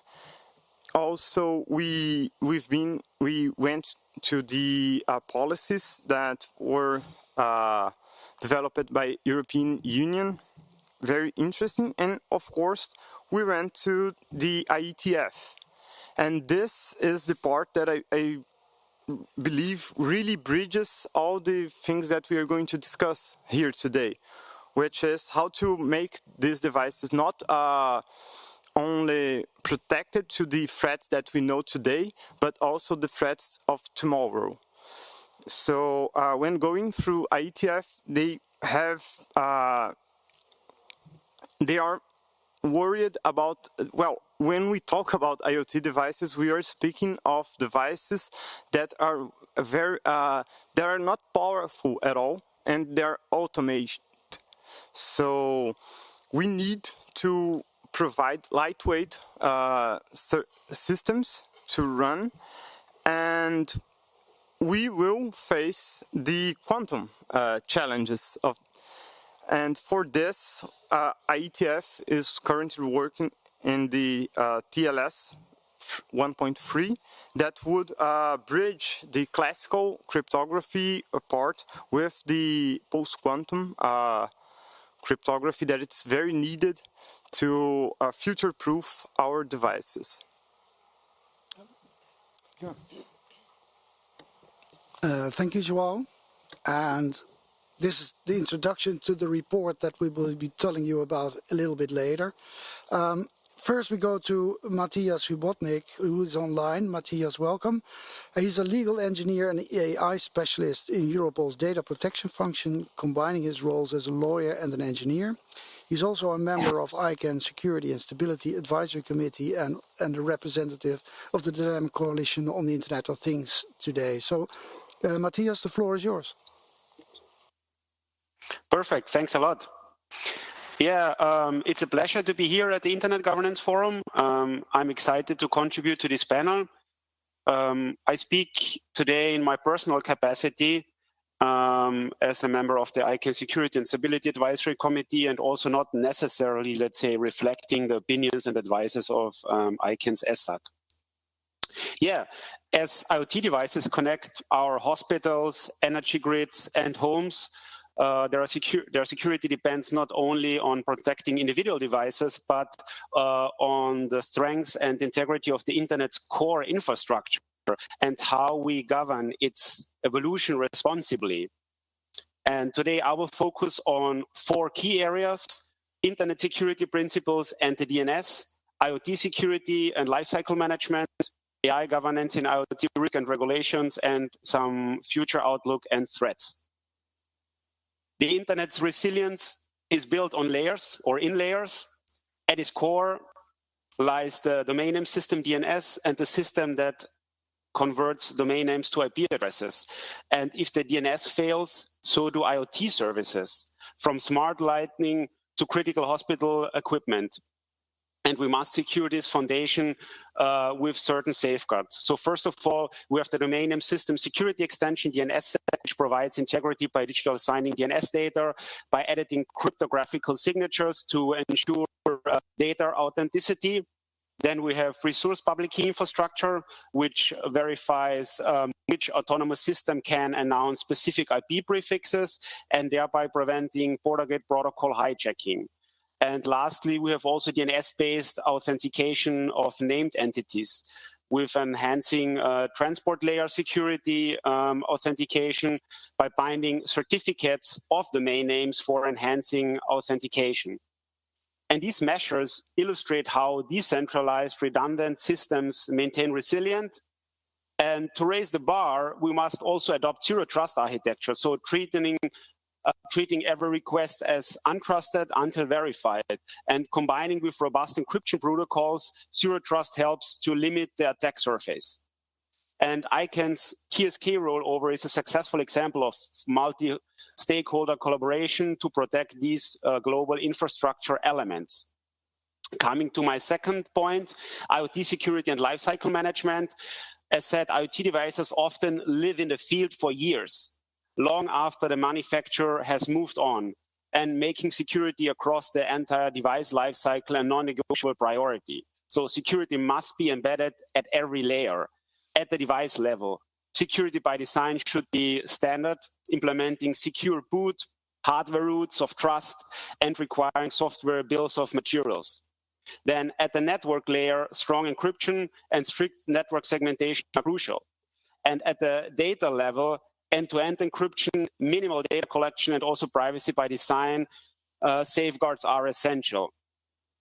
Coming to the life cycle management, this is key. Many devices like smart meters lack over-the-air update mechanism, leaving them vulnerable for years. So secure update path and also transport and also the transparent software bills of materials are essential.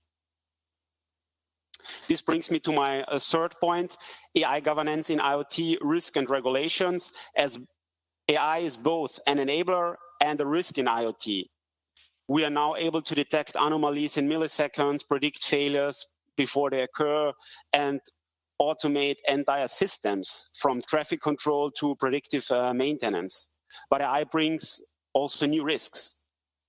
Yet issues such as data poisoning, model drift, and opacity of decisions can undermine systems trust.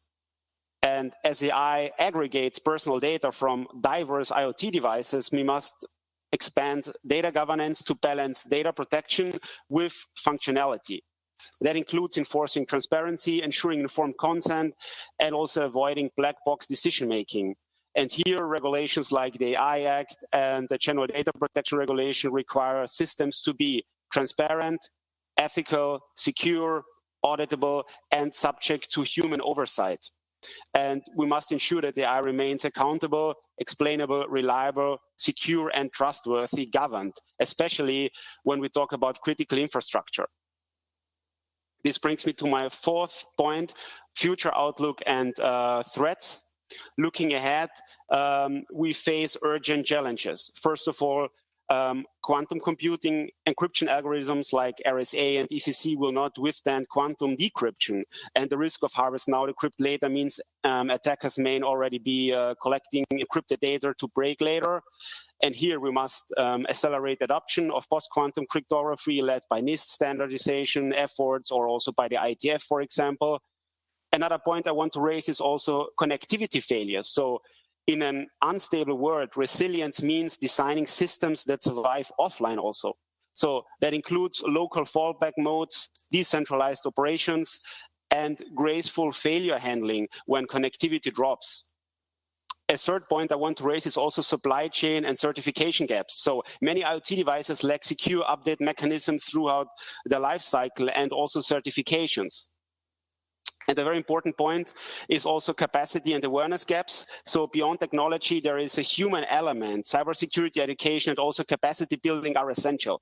So users should understand the risks and the importance of data protection, and also regulators must be skilled in auditing both technical systems and also AI models. And both technical evolution and coordinated regulation are key to preparing for these threats. And also we must scale capacity building, digital literacy, and regulatory training to meet the complexity of emerging systems. Global mutual recognition frameworks similar to those in the DNS governance must be promoted. To conclude, resilience in IoT is not something we can patch in later. It must be designed from the start. That means a secure decentralized domain name system, secure trust principles, and strong encryption like TLS 1.3, lifecycle aware protections, including OTA updates and SBOMs, lifecycle aware protections, including AI systems that are explainable, governed, and also privacy preserving. And last but not least, also a robust fallback mechanism for when, not if, connectivity fails. And yeah, by aligning with core internet principles and international standards, we can build an IoT ecosystem that is not only innovative. Your time is up, so please. Okay. Sentence. Thank you. Yeah, I'm anyhow done. So I just want to say that's not only innovative, but also ethical, resilient, and trustworthy. Thank you. Thank you, Matthias. And what it shows is that there's a gigantic challenge that all that what you mentioned needs to be done somewhere, and somebody has to be responsible or made responsible. So thank you for your contribution. The next speaker will go into how to ensure online safety for different groups, and while at the same time they rely more and more on digital technologies. That will be spoken to by Jutta Kroll, who's the chairwoman of the board of Digital Opportunities Foundation in Germany. She graduated from University in Politics, Media Research, Journalism and Literature. The floor is yours, Jutta. Yes, thank you, Wout, for giving me the floor. And also thank you for the previous speakers to drawing up a very vibrant image or picture of what threats we are facing in regard of security of devices. Now I would like to turn to a more user-centric perspective, because threats to devices and services are always threats to the people who are using these devices and services. When we are talking about, I do not think we need only to focus on vulnerable groups, but firstly to think about all users. When they are more and more relying, as Wout said previously, on all these services, on Internet of Things, for healthcare, for education, all these connectivity services, they are, of course, subject to failures once the technology is failing, be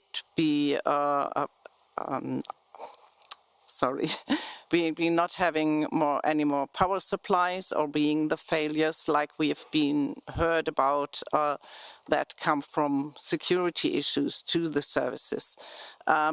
What would that mean, for example, for people living in rural areas that rely on health services that are IoT-driven?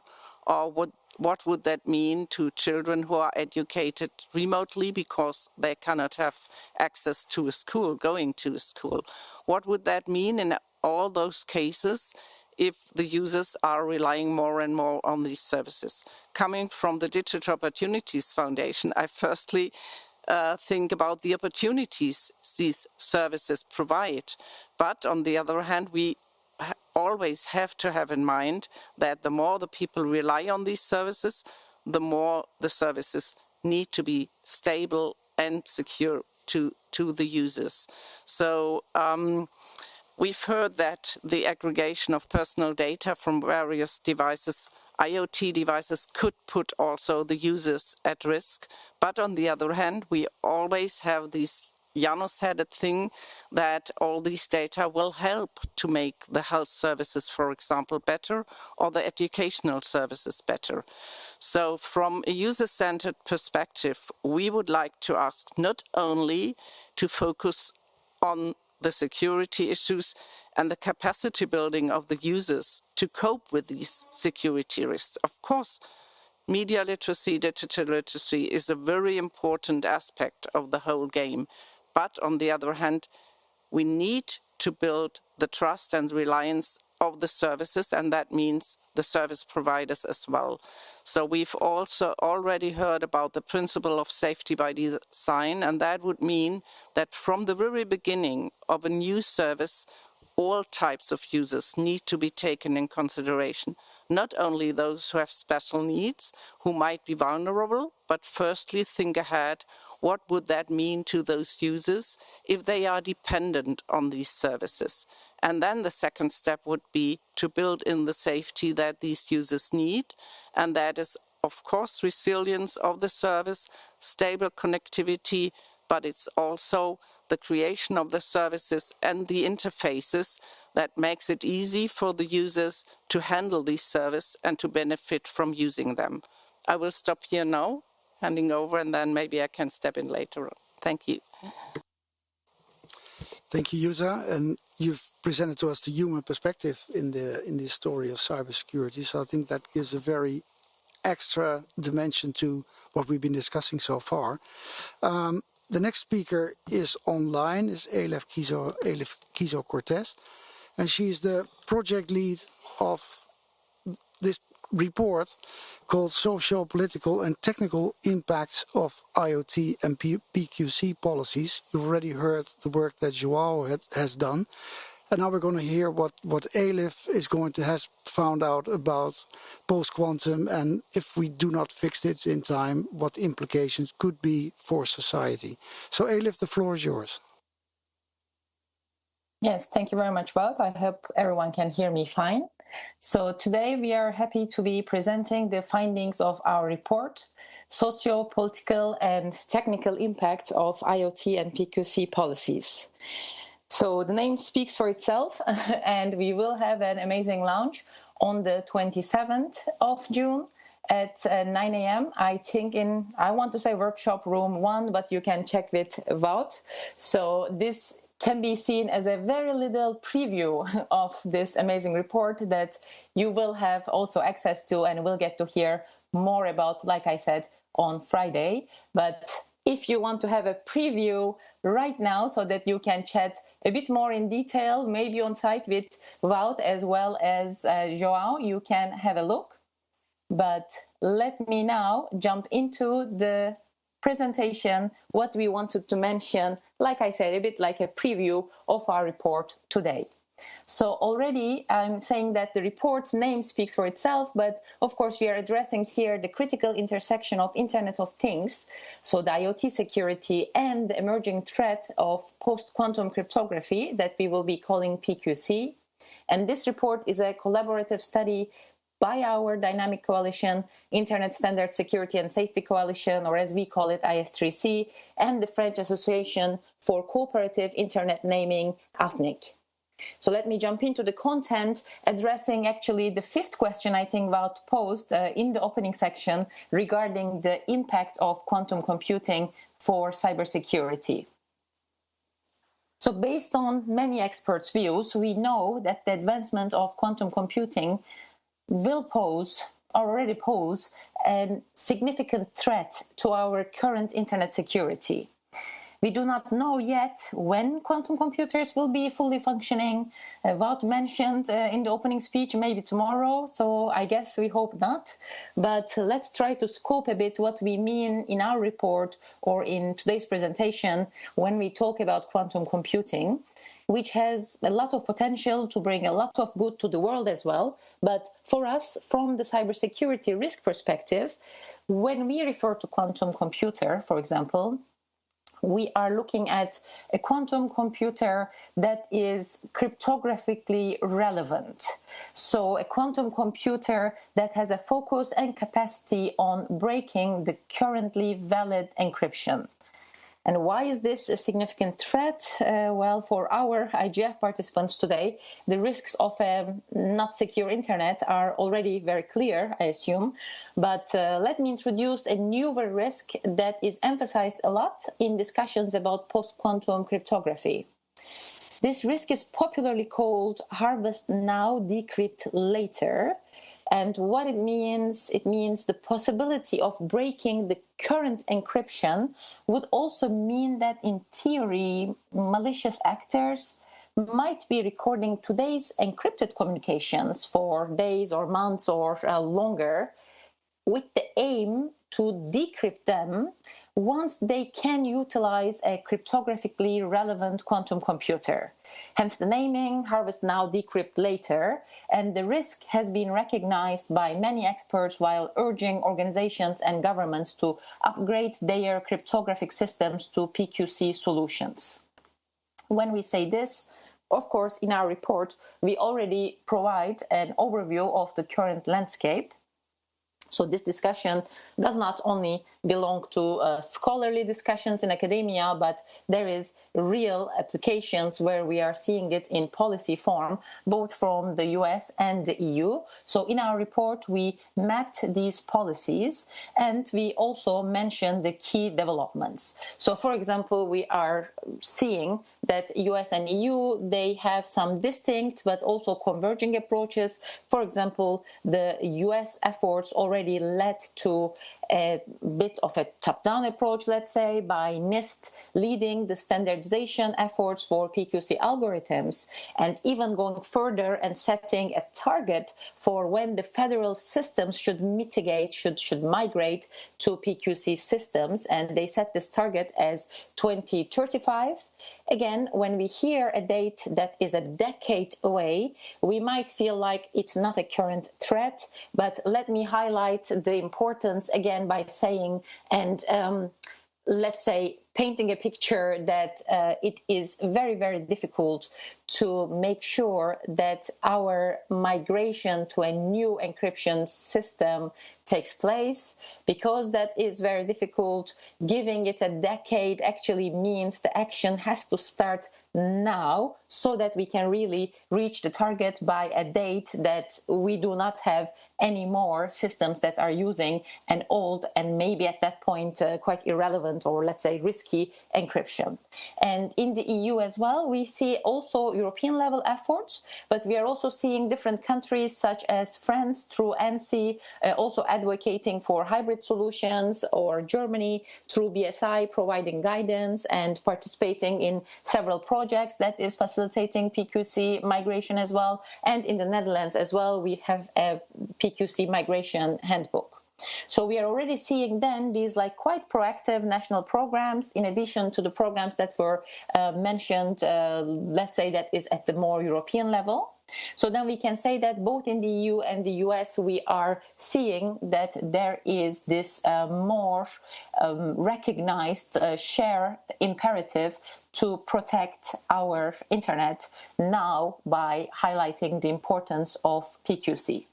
So let me just keep to the time, mention very briefly that in this report we are also highlighting the societal, legal, economic impacts as well as we are touching upon the environmental impacts. So let me just give two examples. Maybe, for example, of course, from the societal impact perspective, we are saying that PQC is crucial for maintaining also the trust of the citizens for digital infrastructure as well, and in addition to, of course, preserving long-term privacy against these kind of harvest now, decrypt later attacks. And when you think of this more legal angle, we are assuming that it is possible that data protection regulations like GDPR may also compel the use of quantum-resistant encryption.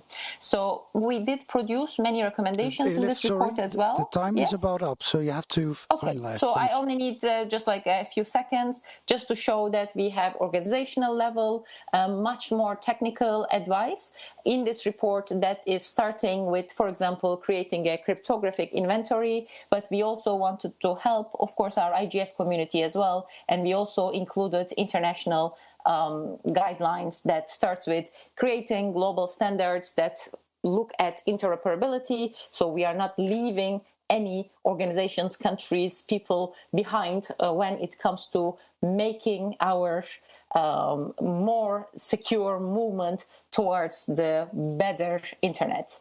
So I will stop here. Thank you very much for your attention to our session. Thank you, Elif.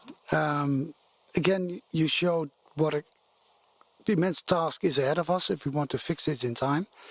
My personal analogy is that the world should come together like it did with the millennium bug in 1999, that everybody started to act on the same principles at the same time, but unfortunately for something that never happened. But it is possible to align movements and decisions and policies. The next speaker is unfortunately not present here today. This is Maarten Botterman.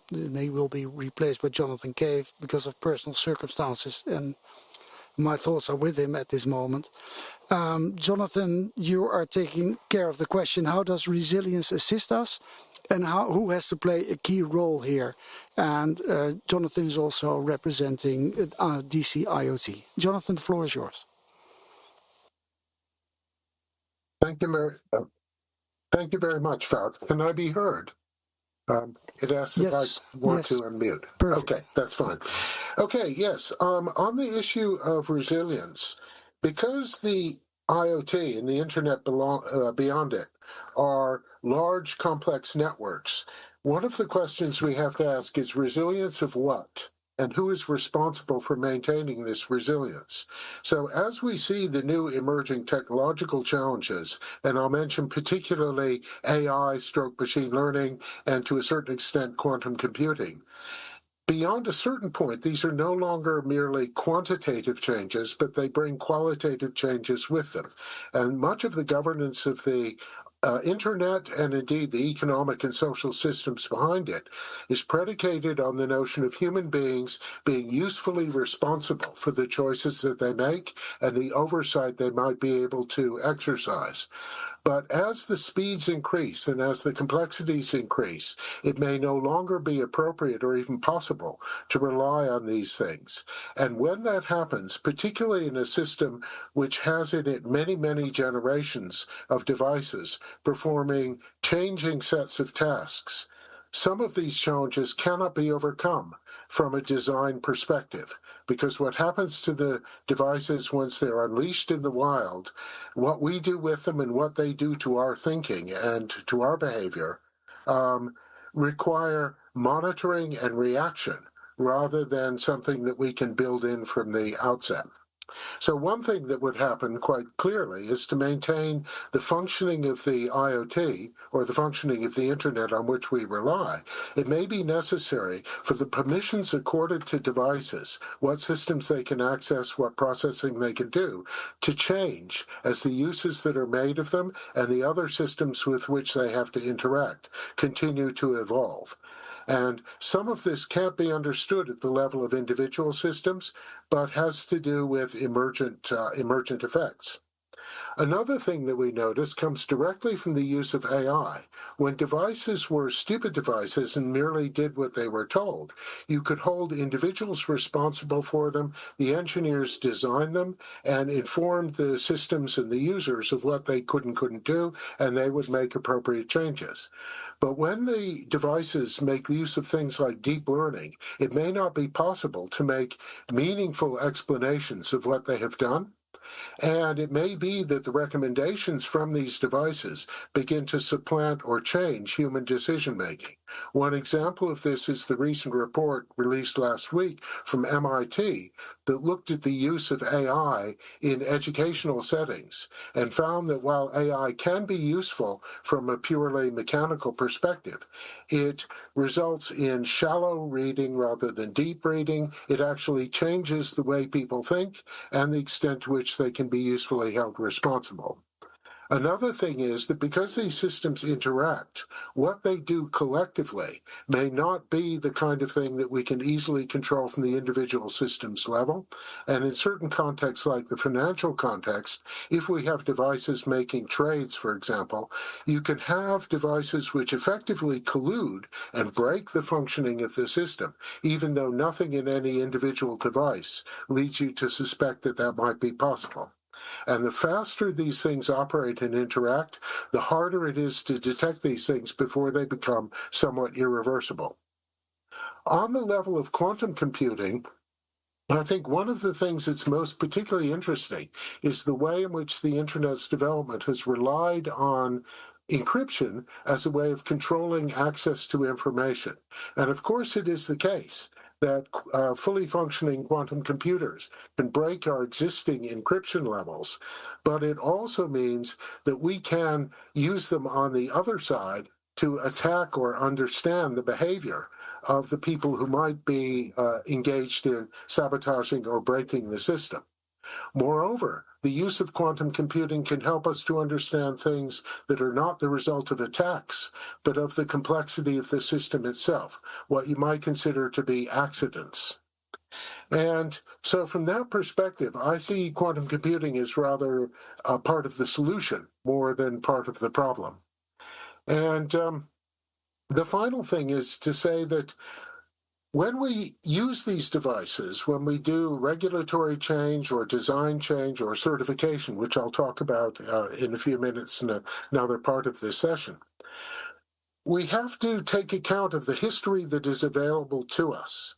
And one of the things that can happen with AI is that it can lock in an interpretation of history. We see a set of events, and what Aleph said about harvest now and decrypt later comes very much to this point, that when we decrypt these things, we're decrypting them in a different context than they were originally collected, and it may be that certain, what would you call them, hallucinations become embedded in the way we engineer these systems and the way in which we govern these systems. So that's actually all I had to say on this. So in the interest of time, I will stop, except to say that the resilience of a complex system is the rate at which it returns to the functions it used to maintain. The robustness of a system is the way in which it is able to fend off attacks and continue behaving the way it used to behave, even if that is counterproductive. And so we have to be very careful that the system's resilience that we have encourages learning and evolution and doesn't prevent it in the hopes of preserving something which is no longer useful to us. And as humans and machines begin to share the same responsibility space, we have to be particularly aware of that. Okay, that's it for now. Thanks, Val. And thank you, Jonathan, for stepping in at the last moment to replace Maarten. That's much appreciated. We go to question 4. How can public and private procurement policies advance ICT security by design? And Liz Orembo, who is there, is the chair of IS3C's working group on ICT procurement, but also an internet governance expert in her own right. So Liz, the floor is yours. Thank you, Wout. It's my first time speaking into this mic. I wonder whether you're listening to me, but I'm also listening to myself, which is very, very confusing. Now, I guess everyone's listening to me. My name is Liz Orembo, and I'm from Research ICT Africa, and I led this working group that researched into procurement of internet of IT devices. Now, why did we do this research? It's because the things that we buy actually determine market standards. What are the devices that you get secure? Who's going to determine that? Market follows what is demanded outside there. And who are the biggest users or buyers of technology? As we see, or our assumption in this research, one of them is government. Government does policies, but it also uses technology itself. It also governs what kinds of technologies cross borders and approves what kind of, through consumer protection, what kinds of products are being used by the citizen. So in a way, they are very responsible, or they play a very big role in determining whether the technologies and the services that we use, IT technologies, are secure. And in that way, they protect people, they protect data, they also protect system. But when you look at it also broadly, these devices also form part of what we call global internet infrastructure. So if the devices are not secure themselves, even the security of the internet itself is not very, very secure. So that's why we looked at government procurement, and also we looked at their broader role in guiding markets on procurement. And one of our major findings here is that it's unfortunate that there's a lot of effort being put in standards development, and also time also, given that some of these bodies like IEE, for them to come up with standards, it takes long efforts of consensus to come through. But once these standards are developed, not very many governments or even institutions, non-government institutions, even use them. And there's an evenness even in how they are being used. You find that in some governments, good examples like Taiwan, Netherlands, Italy, and the US NIST standards have actually borrowed from some of these standards to ensure that some of their procurement aligns with some of these global standards. But in some areas, like this research, we interviewed some countries, and with some countries, we just went through their procurement documents, and that's where I'm getting these examples from. I looked at African Union and some of African countries, and there was very little mention of some of the IEE standards on cyber security. Even data protection standards were also not there. When you go to African Union, they really don't have IT procurement standards there, like the European Union or even the US itself. What you get there on procurement is a concern that there is interoperability, so that from one procurement regime to another, the infrastructure is able to speak to one another, but not beyond that. But then I'd like to talk about I'd like to move away from the traditional security standards. So beyond the IEE standards, data management standards, there are also standards to deal with governance. And those are standards where countries would require that whenever they procure technology, they procure from territories that have political stability, because they also recognize that some of this technology, be it hardware, be it software, for them to protect this infrastructure and devices, they need continuous relationship with the people that they procured it from. And if the other country is not politically stable, then that relationship is also, it can't be maintained. It means that whenever there's a system failure, whatever failure of that infrastructure, then it's going to take longer for them to take care of those incidences. So some of these standards, governance standards, are actually reflected in some of these procurement documents.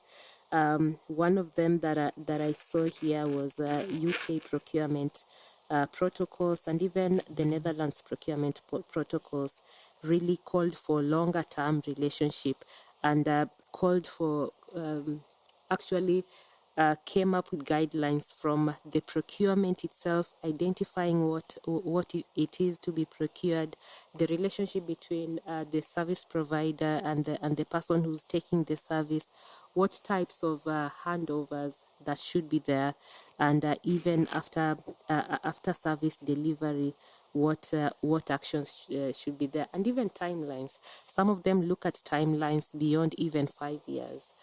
For some technologies. And then we look at, I'm being told that I have 1 minute, and I have a lot to say. I'll try to say it in a very short period of time. Okay, we also look at how are this standard even governed or even put in place. So there are different ways depending on how government is organized or how they work with different agencies. For example, my country, Kenya, some of these standards are being coordinated from standards body, which usually is taken care, is usually coordinated by trade, a body dealing with trade. So it actually deals with the technology coming in, as well as in the country, as well as that which is being sold by the users. The other one is through ministries of ICT, and these tend to work between the two ministries and the standards body. We didn't really recognize which one works the best, but I think the one body that have really worked very nicely. Okay, I have to stop there. Sorry. But let me just say this, because this was going to be my parting shot. My parting shot is that not many governments use this procurement standards, which take a lot of effort to develop. It could also be because of capacity, or also because of even finance itself. And I think there should be an effort to make sure that even as a standards body develop these standards, they should also come up with implementation mechanisms to ensure that countries are able to use them. Also, a campaign for them and capacity building for them. Thanks. Yes, thank you, Liz. And I think it's also called economic buying power, because if you don't buy from somebody who don't offer the standards, then it means that you're out of business pretty soon. So thank you very much, Liz. Now going to Jonathan again in his original presentation. Jonathan, I forgot to introduce you, but Jonathan Cave is a game theorist and regulatory economist, and he's associate of Maarten Bottemans consultancy, but also a member of the University of Warwick Economic Department and a member of the Alan Turing Institute's Data Ethics Group and the TREX Reviewer Group. You're going to answer the question, how can certification and labeling support users to make the right choices in deployment and uses of digital tools and services? Jonathan, the floor is again yours. Okay, thank you, Wout. I'll try to be economical in my use of time. But the first thing I wanted to say was that in thinking about this joint session, it became fairly obvious to us that the IoT perspective was only one perspective on a shared problem. And that coming from that perspective, if you think of the internet in terms of devices, there are certain assumptions that go with it and certain solutions to problems that naturally suggest themselves. And so it might be thought that we would, from the IoT perspective, come up with device-orientated or hardware-orientated solutions to problems which could also be tackled in behavioral or economic or other ways. And so therefore, I just wanted to be clear about the fact that anything I'm going to say comes largely from the regulatory and device perspective, but the ultimate call would be to use the problems as a common platform where all of our communities can come together and explore different aspects of the issues without trying to take ownership of them. So, that being the case, there have been a lot of approaches to dealing with IoT devices, in particular because the technology, the manufacture, and the use of these devices is global in a way that laws and regulations and economic structures and social structures are not. So therefore, there's an inherent cross-border aspect to these things. And schemes to deal with these problems, including labeling schemes that enable markets to put demand where devices embody the standards or the practices that people think are valuable, and certification schemes which allow the devices to interoperate with other devices, secure in the knowledge that the whole system together won't topple over, are being developed quite rapidly, and each of them comes from a particular perspective. They can interact through what are called mutual recognition frameworks, and in particular in modern free trade agreements, there are very often components dealing with the ability to put devices on the market in other countries that depend on mutual recognition and market surveillance schemes to make sure that the devices meet local standards as well. Because of this, the IoT landscape, the ecosystem, is very dynamic and it's evolving very rapidly, but it's pushed by all these different forces, governments, civil societies, market operators, and so on. And where there are problems that we already know about, the IoT responds with formal and informal actions, including things like co-regulation. And the thing I want to mention here is that a lot of the discussion has been predicated around the issue of privacy, of the protection of personal identifiable information. But that many of the issues increasingly, particularly in the AI context, involve information which is not personal. It's not to identify a human being, but it may be proprietary. It may be non-personal information whose protection and control is essential if the system is to evolve in the right way. So adapting the GDPR and similar types of mechanism to deal with this broader understanding of data, and data not merely in the sense of I can stop you from using it, but data in the sense that I now have a voice in how those data are processed and used is particularly important. Now, if you have a good decision, it could benefit everyone.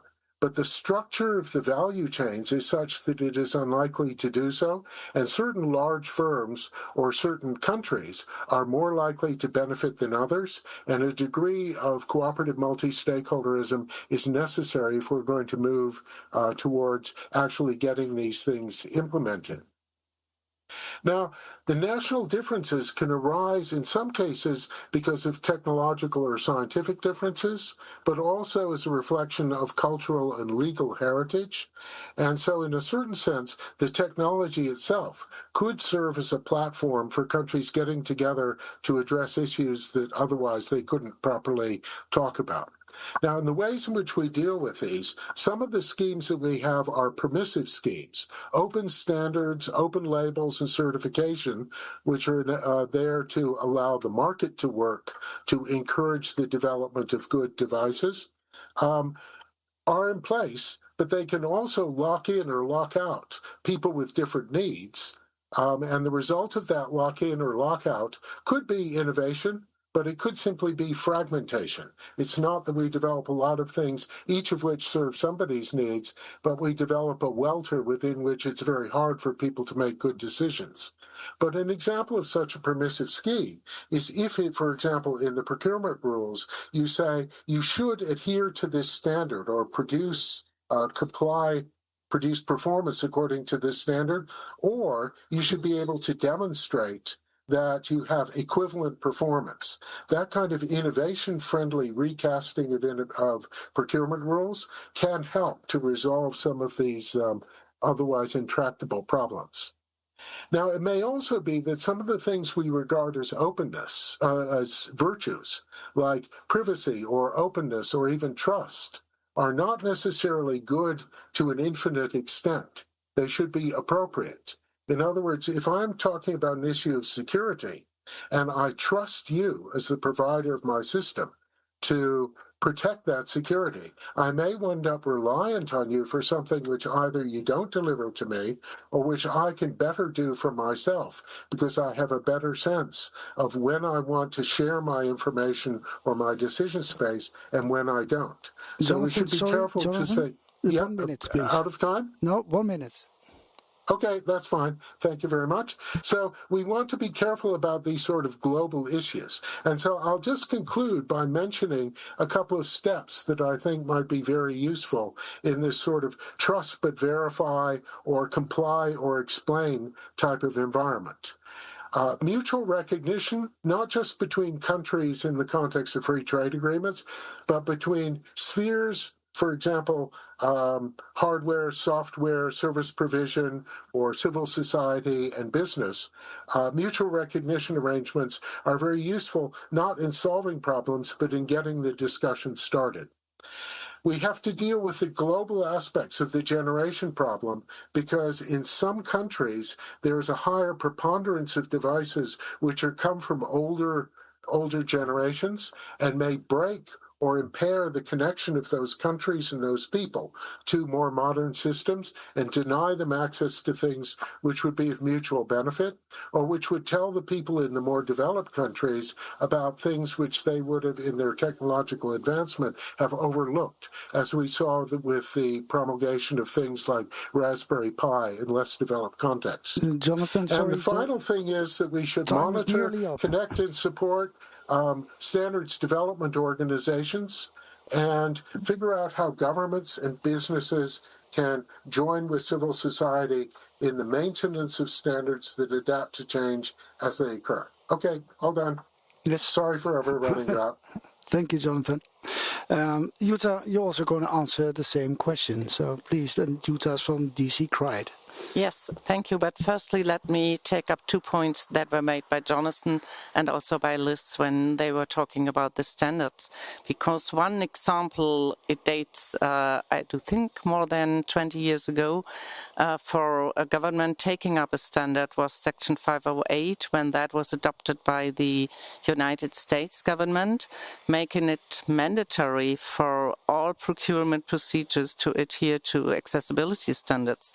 That was the game changer, and from that time on we really have achieved accessibility in all these products that came to the US administration, though I think that is a very good example how governments can react to standards that are already there. And my second example would be the ISO IEC standard 27566 on age assurance methodologies.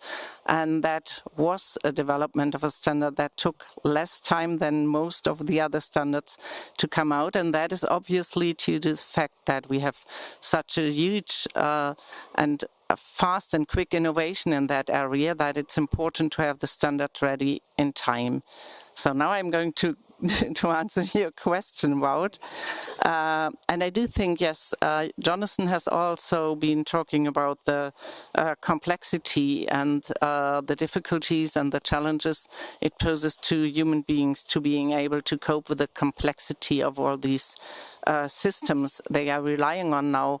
And definitely that is an issue that could be addressed by labeling and certification, but we do think that it's also necessary to have for certain groups, for elderly people, for children as well, kind of intermediaries who help them understand the certification and labeling when they do the decision on the devices they will use.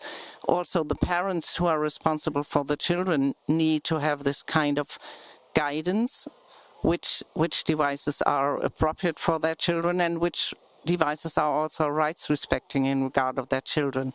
So yes, labeling and certification may help in this regard, but still we need to see how do we bring that information to the users themselves to make a competent decision in regard of the services they may use or in regard of the devices. And when it comes to artificial intelligence, I do think it's even the next layer of complexity, making it very difficult to leave the responsibility only with the users.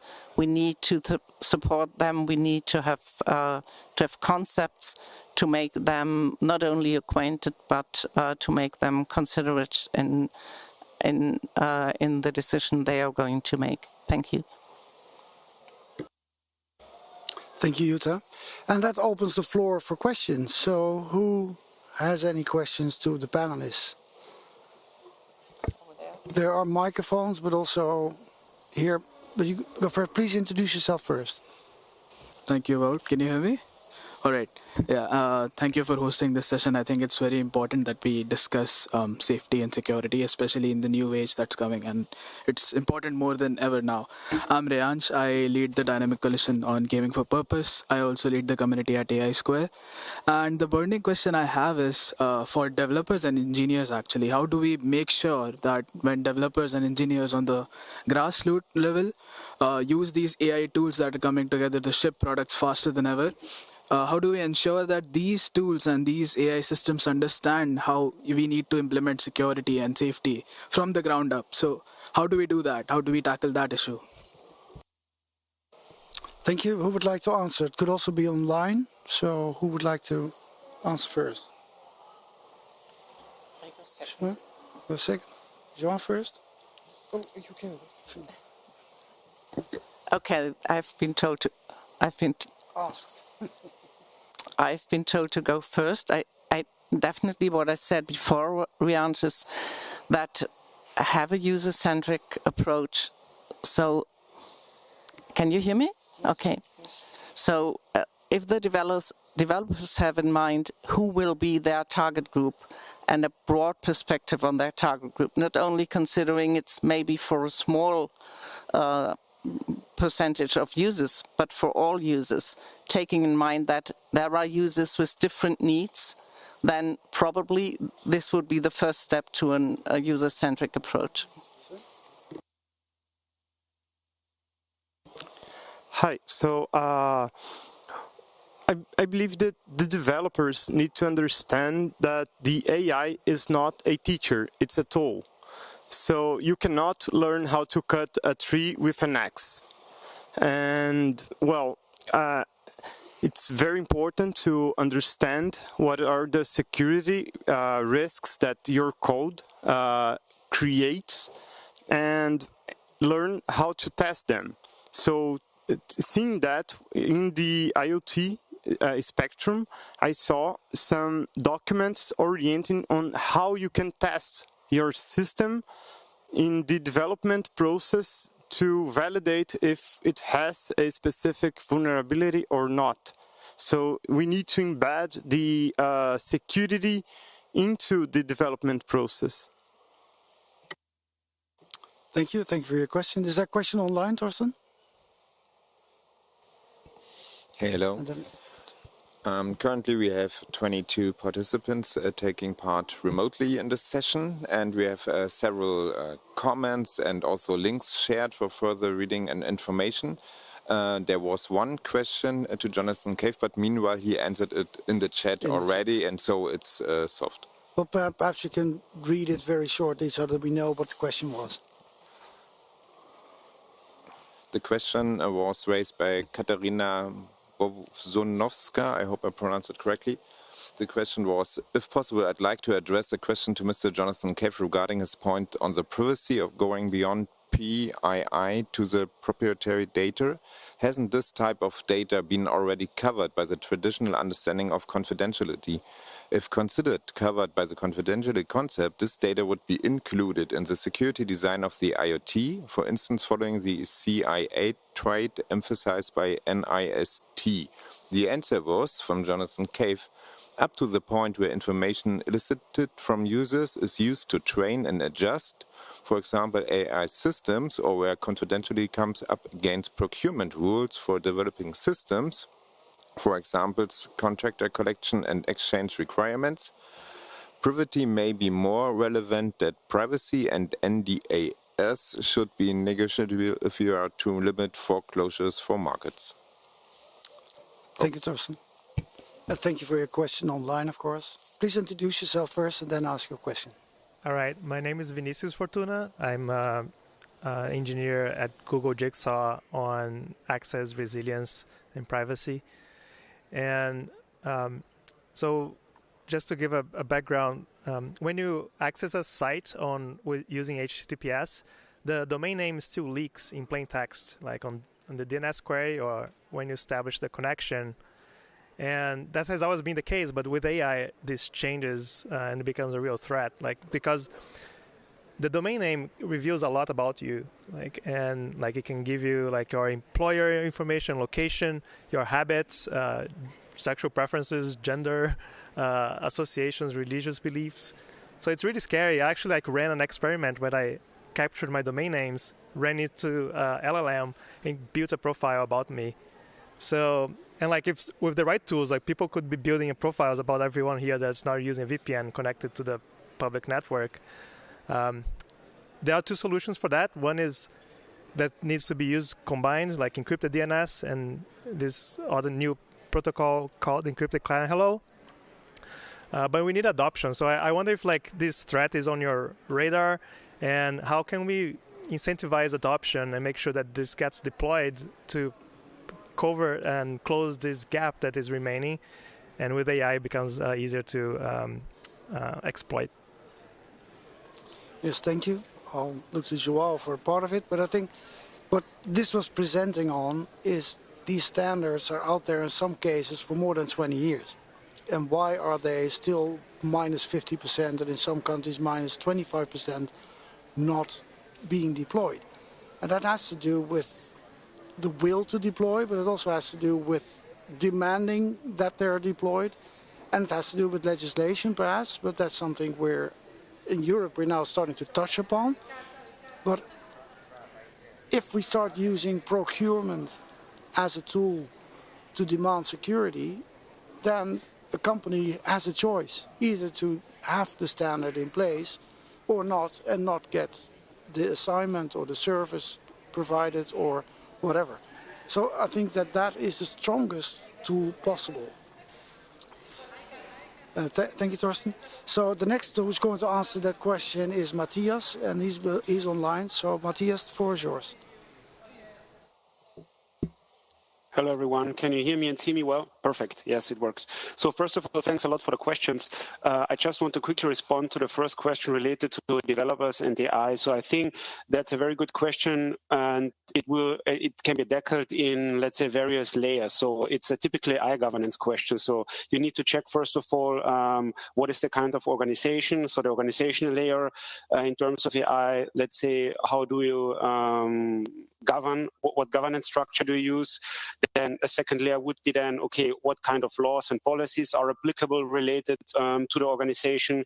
And then based on the laws, you have some certain standards which you need to fulfill when you want to deploy, for example, an AI tool, like in the AI Act. And there is very clearly said what is, for example, a high-risk AI system, what kind of safeguards do you need in place, what people need to be involved. And then another important point is then also a kind of, and based on that, for example, framework, you have some kind of risk taxonomy where you can, let's say, define the different types of risks. And then you also need to find some kind of operational process layer, how you will operationalize it in your organization. And then a very important is then also a technical and infrastructure layer where you say, okay, how do you secure, for example, then this operational thing, like whatever, security and access control, monitoring and logging, testing and validation. And then a very important point is then also finally people and culture layer where you would say, okay, who is involved in deploying the system? Do they have the training? What about AI ethics? What about security in AI development? What are the roles and responsibilities, and also incentives and accountability, let's say. So this is to this question. And then there was the second question related to the DNS. I mean, there are various advices with regards to encrypted DNS and potential threat vectors. Please look on the website. We have 127 advices related to internet security and stability, DNS blocking. Please have a look on the ESAC website. And if you have further question, we can take it on one-on-one. Thanks a lot for the question. Thank you, Matthias. And we're almost getting to the end of our session. But I'm looking at you, Torsten. Could you, perhaps in one sentence, say what you would think is the main message of the session? I think it's a hard question. You could also say no, but you've been taking notes. So what would be the message that we're going to share within 2 hours? One sentence is really hard. I've taken so much notes that I can give another input of 15 minutes. But maybe what would be kind of the core is that threats to service and devices are not just threats to these tools, but are threats to the users, to the humans. And that's why it's so necessary to have safe and secure procurement in place, not to have such safe tools, cars, whatever, IoTs, but to have a safe and secure environment for us as human beings. And that's, I think it's the core, and that's why it's so necessary to develop all these standards and procurements. I think that's worth an applause to have an abbreviation like that in 1 minute. Thank you, Torsten. That brings us to the end of our session. And I think we had a very good workshop showing what the 3 dynamic coalitions represented here work on and the results that they're bringing to the IGF. I'd like to point to the fact that we have a main session of dynamic coalitions tomorrow, I think at 9 o'clock, if I'm correct. And we have cluster 3 and cluster 4 on Thursday and on Friday. I want to thank the speakers for the effort of being here, but not only being here, but also sharing with us the knowledge they've gained over the last year. I want to say my head strength to Maarten, that he could not be here for sad circumstances. Torsten for being our rapporteur and online moderator in one.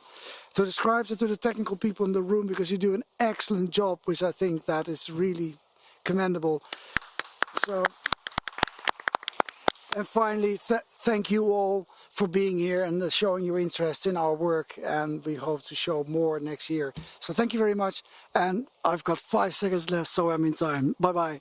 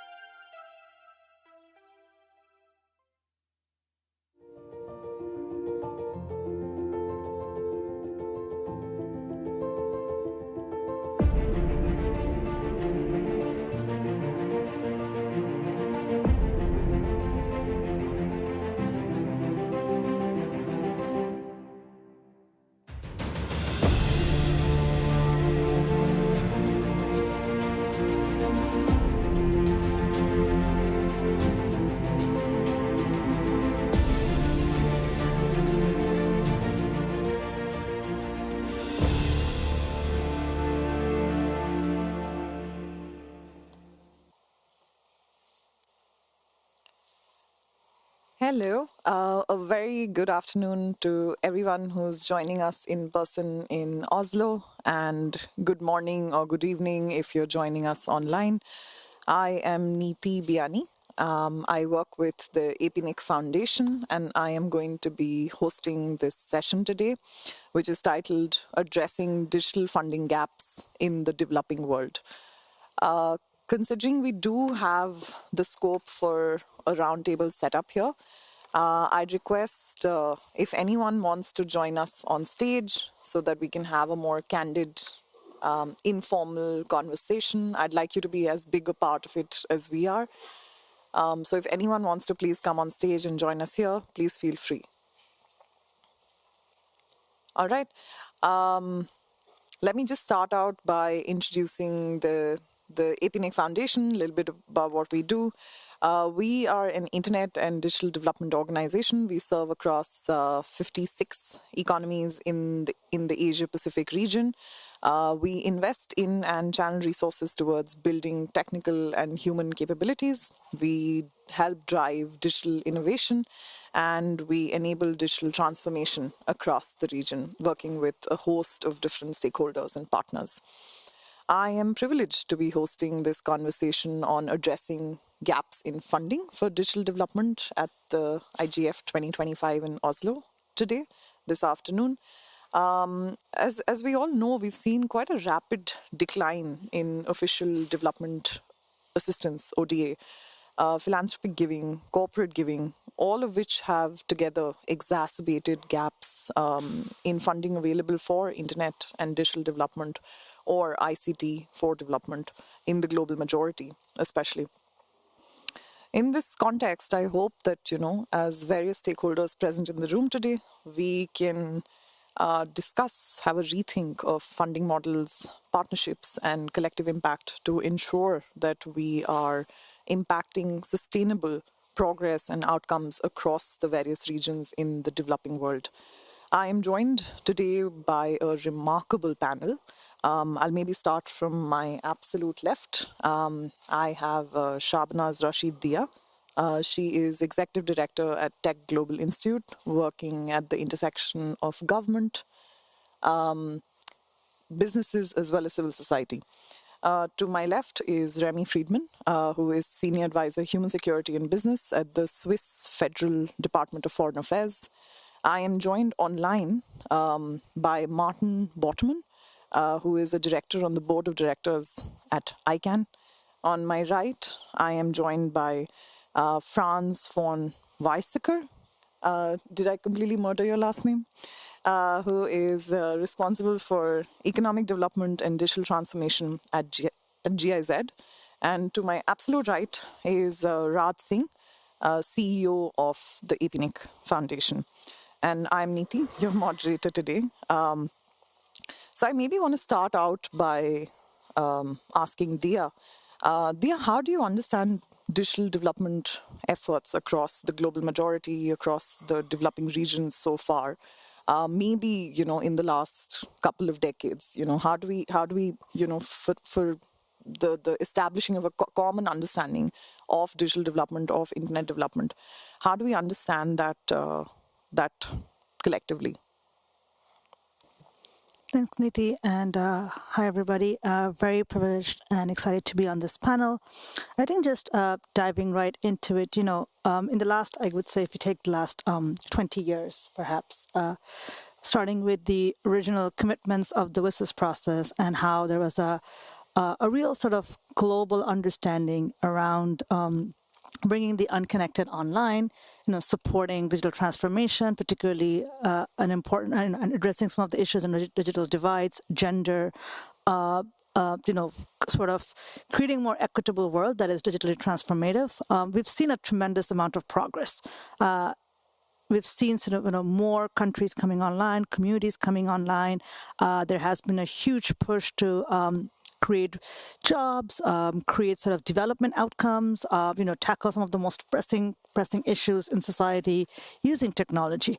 But at the same time, I think, we are still, 20 years later, we're still at a point where 32% of the world's population still remains unconnected. And, that continues to be a challenge. And and the global north-south disparity is quite still quite prevalent. In the global north, we have 93% who are people who are online. In the global south, we only have 27% of the people who are online. So that disparity is very much present. And we know, from our work in communities that the people who are most disproportionately affected are women, girls, marginalized populations, minority groups, etc., who just are not able to come online, whether that's for device affordability, whether that's because of lack of the actual infrastructure, being able to reach certain parts of the world. And sort of a number of challenges, which is beyond just the infrastructure, but also many structural challenges. And so I think there's still a lot of need for that push to happen. But also in the last 10 years, I would say, there's also been trends of not just people not having the resources to come online, but also when people are online, a tendency to also disconnect them. So we talk a lot about the unconnected population, but there is also a tendency of disconnecting populations through forced shutdowns or network throttling, and that's also a huge concern.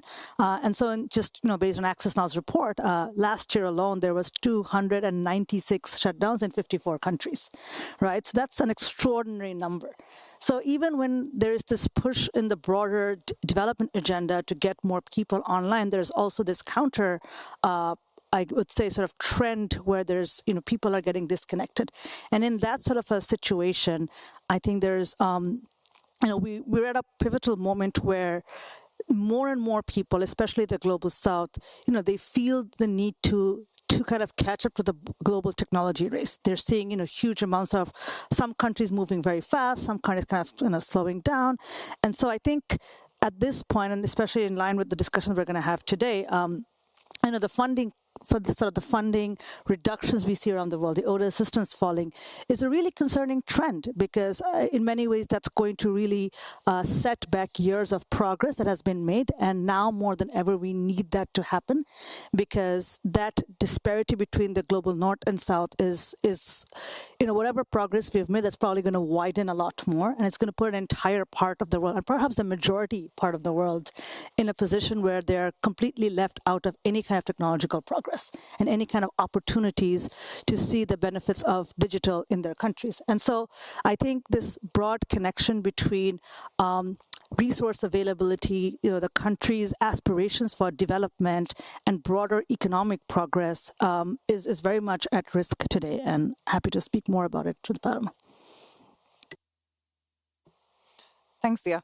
I think just bouncing off of what we've heard so far, let me turn to Raj. Raj, if you can speak on behalf of the APAC region, which is one of the largest developing regions in the world with, the bulk of the unconnected, underserved, remote, dispersed populations, right? How do you understand, Dia's reference to the changes that we've seen in the funding landscape quite recently? Thanks, Nidhi. So you're quite right to say. Yeah. Thanks, Nidhi. So you're quite right to say that the Asia Pacific is very diverse. It's the world's largest region, and just before this session, I was speaking in the parliamentary session, and what I said there was, and I'll just repeat that here, the fact that the Asia Pacific, as an example, we've got some of the most advanced economies in the world, and we've got some of the most least developed economies in the world, and that in itself becomes a challenge. Now, overlaid on top of that is that, you see parts of the world leaping ahead in various types of new technologies, be it, the government itself either invests in it or they've got very mature industries or the private sector who are taking the lead in moving forward. Then you have all these other economies that are nowhere near that level of development. And then, for example, you go to an event like the IGF or to various other multilateral meetings and other conferences around the world, and you hear all these stories, people say, no, we're doing this, we're doing that. AIA does this, IoT or whatever the next iteration is going to be, it's going to change everything, and this is what you need to do. So suddenly you have here an economy which probably doesn't even have a fully fledged policymaking unit in their regulatory section that can actually develop policies and shape what things should look like, because most of the time they're working off a reactive basis, right? Something happens, they need to react to that. So it's what I call reactive policymaking, not proactive policymaking. So that just to sort of lay the foundation there of why I think this is a problem, right? Then you have the different levels of development that exists. And again, Asia-Pacific is pretty much a poster child. South Asia, which is one of the 4 sub-regions in the Asia-Pacific, half of that sub-region is still unconnected, okay, which is a very stark statistic, right? Now, there are various challenges on why that is the case, but the fact still remains half that sub-region is unconnected. And if someone's heard me speak before, you would know that I always bring up one thing, and that's that we seem to be creating new digital divides constantly. We're not stopping. And I've been in this sector, this industry, for pretty much all my career, so going on close to 30 years now. We were talking about stuff 30, 20 years ago in a slightly different guise. It was ICT4D. We're still talking about the same issues. Some of those issues have not been solved. I mean, last year we did a couple of panels at the IGF and we brought up these issues again. Given it's only been 6 odd months since the last IGF, but the fact is, nothing has changed all that much. Now, on top of all that, what we've seen in the front end of this year, there's been changes made globally in how things are being funded, ODA, for example, overseas development assistance. So that's one. The pot of money has shrunk. But if you look at the private sector, even their own pots of money are shrinking because there's margin pressure, right? There was a time when a lot of the private sector would go and fund things out of CSR or other reasons. What we are seeing right now, that's shrinking very, very rapidly. Right? And then governments themselves, they have their own priorities. I mean, do they invest in primary healthcare or do they invest in a funky new internet infrastructure? Right? So that's sometimes a hard decision to make. So I'm just going to let that hang there because, what I'm keen to see is, and France was with me on the panel last year, we had some interesting discussions on where we should get to, and which means, don't duplicate stuff, work together, collaborate, complement. Sort of keen to understand, in 6 months, have we gone any step forward or not? I don't know. So. Thanks, Raj. We'll definitely come to that in the course of this conversation. I think at this point, let me turn to Martin. Martin, you're online. Hopefully you can hear me, even though I can't see you at the moment. But, you're here representing ICANN. I see you. Hi, Martin. You're here representing ICANN, wearing a few more hats, I'm very sure. ICANN's had a particularly focused approach to supporting initiatives and developments across the world. Which is that you want to further your vision of a single, open, globally interoperable internet. I just want to ask you, bouncing off of what we've heard from Raj and, the particular challenges that, either being unconnected or not having meaningful connectivity or meaningful access. How do you interpret those in terms of ICANN's mission, the role that ICANN plays, as well as how you envision ICANN's impact across the landscape, across the sector? Thanks, Niti, for the question. It's indeed, as you say, it's one world, one internet. And ICANN is there to serve the world. Russia is representing the APAC region. As we know today, most of the internet users live in the APAC region, whereas 25 years ago, most of them lived in North America. So you see a shift in the world. This also means that there's a shift in the world in terms of experience, where the markets are. And we're very much aware that we are there to support the world. And that means that in countries where advancement of internet is less, there's more to win, and we actually actively reach out to support that. An example is the continent of Africa. The continent of Africa is where, percentage-wise, there's most growth happening over the years to come. In terms of people also getting connected, that is where we see many of the next billion, as well as in other parts of the world, including APEC. But in Africa, we're, for instance, actively engaged in a capacity building initiative, which is called the Coalition for Digital Africa, which is really to support all kinds of transformative projects that aim at enhancing Africa's internet infrastructure, cybersecurity, digital inclusivity, and the governance. So initiatives we have there is engaging with about 41 African governments, countries, but also with, for instance, the African University collaboration group. And things we've been doing there is, on one hand, together with Internet Society, for instance, setting up new connection points for the internet, installing new root server instances from the ICANN managed route, the L route referred to. That resolves now most of the traffic within the region, and to expand also the top level domain performance monitoring in Africa. All this to help Africa to also step up and grab the opportunities. Next to that, we're also supporting, for instance, as you know, ICANN is a multi-stakeholder organization in which different groups have their place. And also for governments, we do capacity development. We help them to get on board of the GAC, become aware of lawmaking practices, and with people from over 19 countries on the technical functioning of the internet.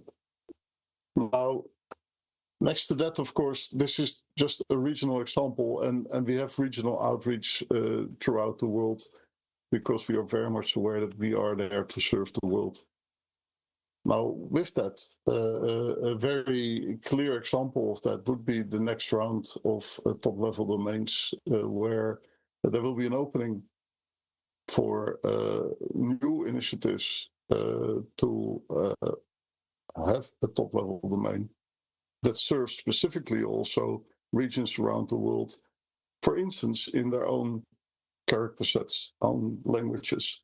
Languages are important, they represent culture, but also not everybody in the world is able or should be expected to communicate in English. So it's good that we also support that richness, and we actively do, of languages and character sets, also in our new round.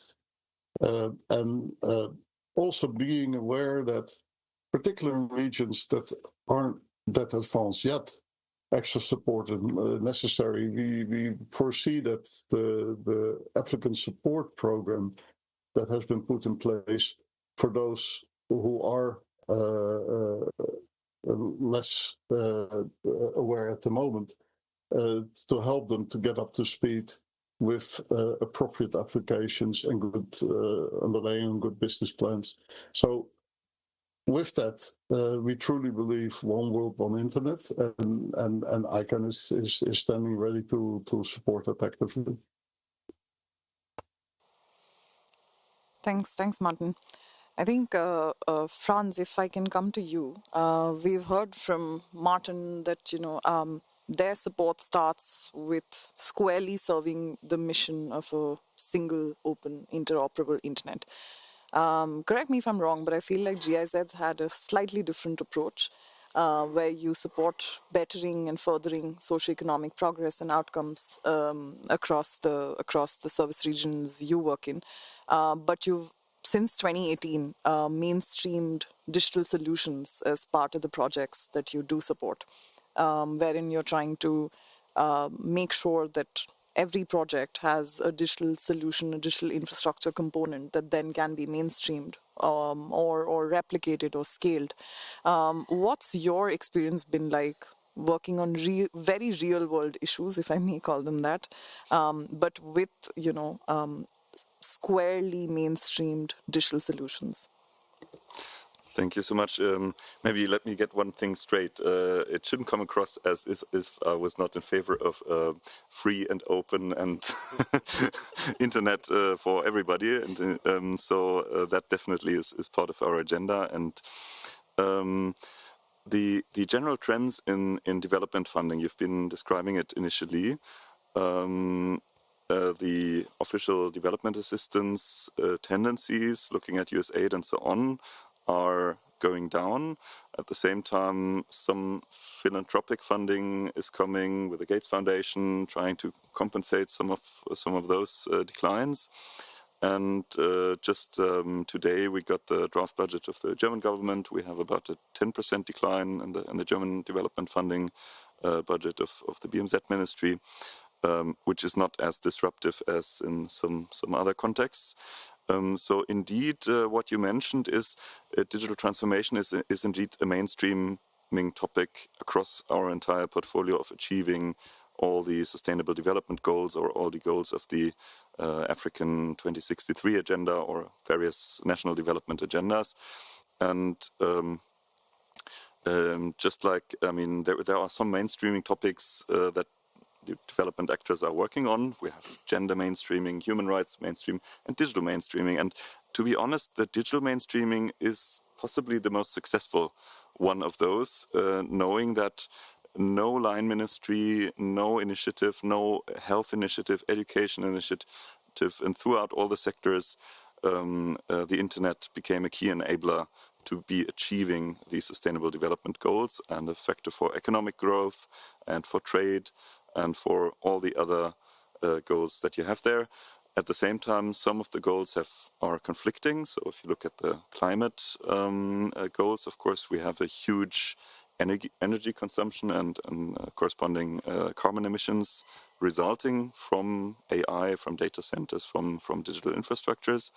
But then if you compare how much carbon emissions per economic activity you have in the digital sector, that is still much less than you have in more traditional industries, in mining, in manufacturing, and all these other economic activities. So still, you could say the bang for your buck, or the GDP per carbon emission is still quite good in the digital economy, in comparison. And yeah, we do try to achieve the Sustainable Development Goals in a context where, our funding governments from Germany, from Europe, there are some political shifts we have to deal with. And if you look at the European Union, the major initiative is called the Global Gateway. And that is the attempt to leverage also private capital, capital of European investors in the achievement of development goals in infrastructure and in for energy, for digital data centers, IXPs.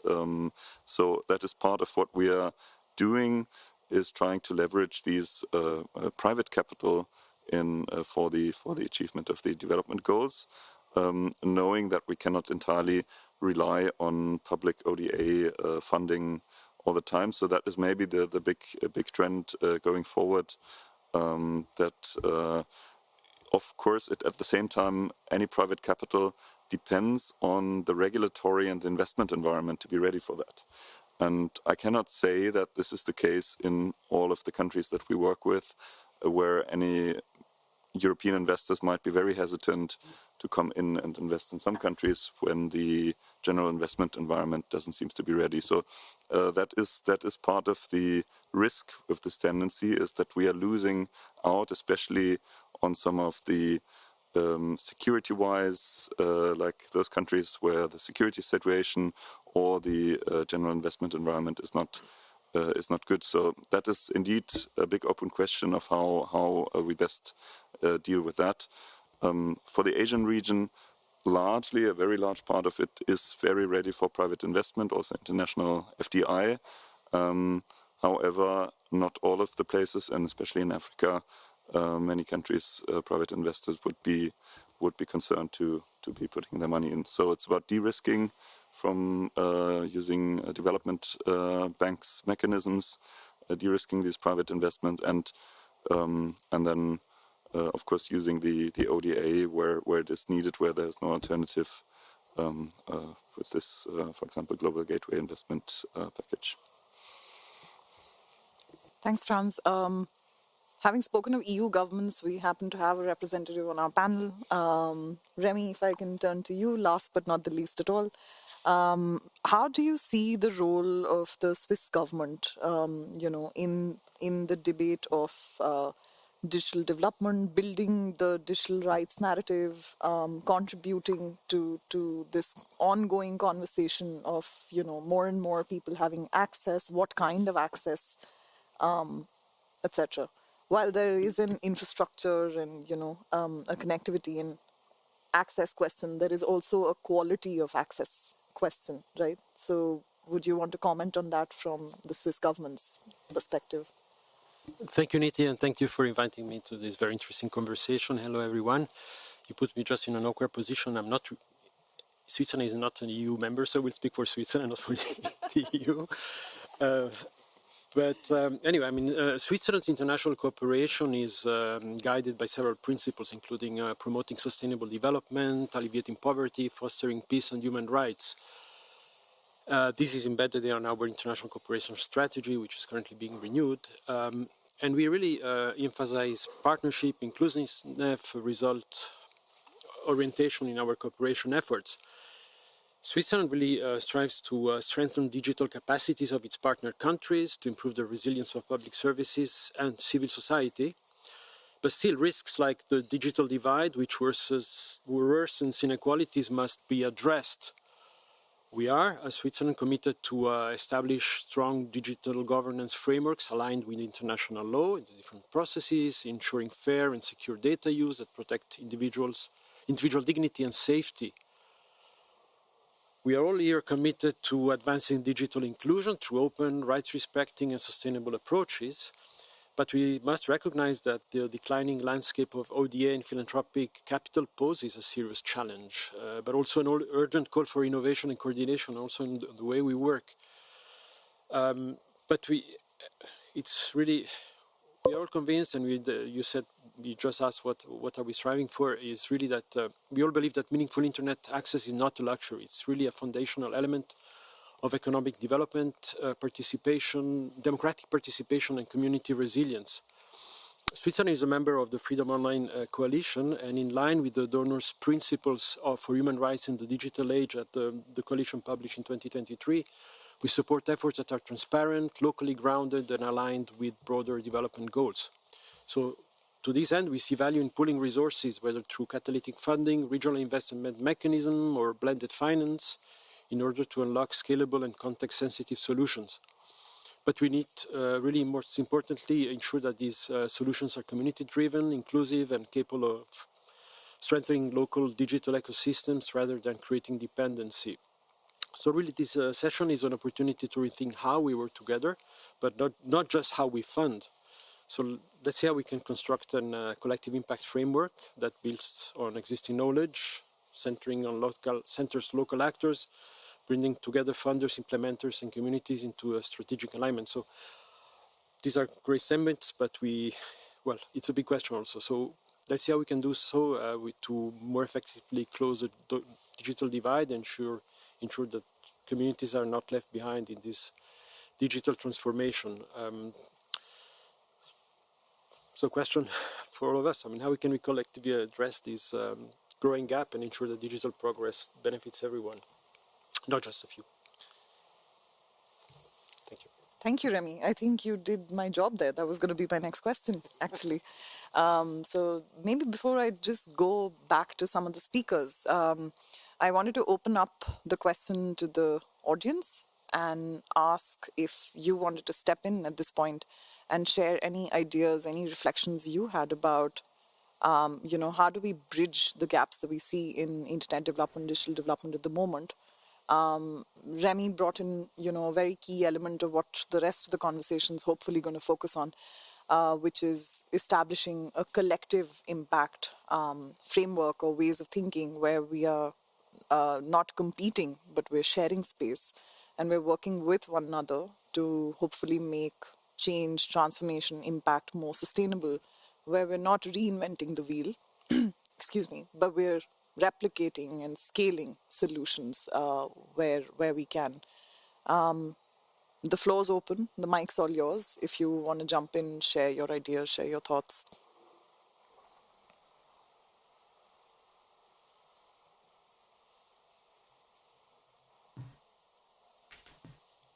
Yes, hello. I work for a Norwegian company within law enforcement, and we currently sell to police in all across the world.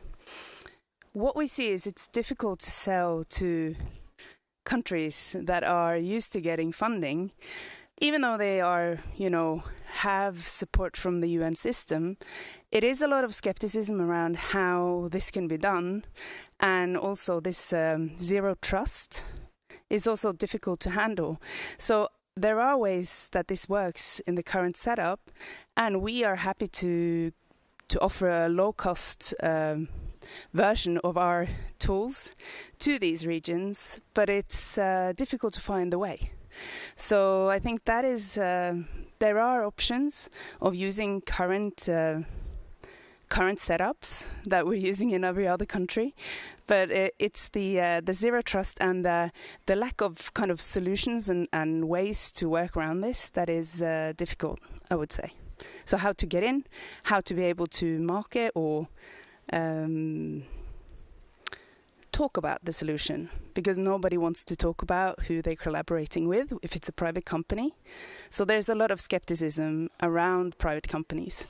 And I think this is a challenge that could have an easy solution if there was kind of a marketplace or one or another way of dealing with these challenges.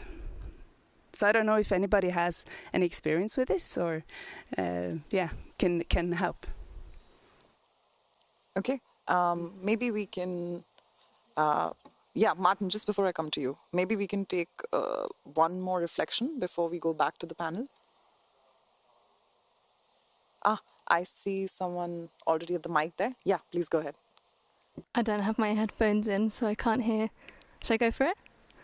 Thank you. My name is Molly. I'm with the Digital Health and Rights Project, and I've just released a research report looking at 7 ODA donors in Europe alongside the Bill and Melinda Gates Foundation and the Wellcome Trust, looking at their investments into digital health. We found it really difficult to understand where investments were being made, who to talk to, different collaborating partners, and I'm really interested in this idea of collaboration and how we can work together as funders and other stakeholders. But transparency in those investment amounts, where they're being invested, and who we're working with is really important. So I wondered if the speakers had any comments on transparency and tracking and M&E for investment portfolios. Thank you. That's a great question. Thank you.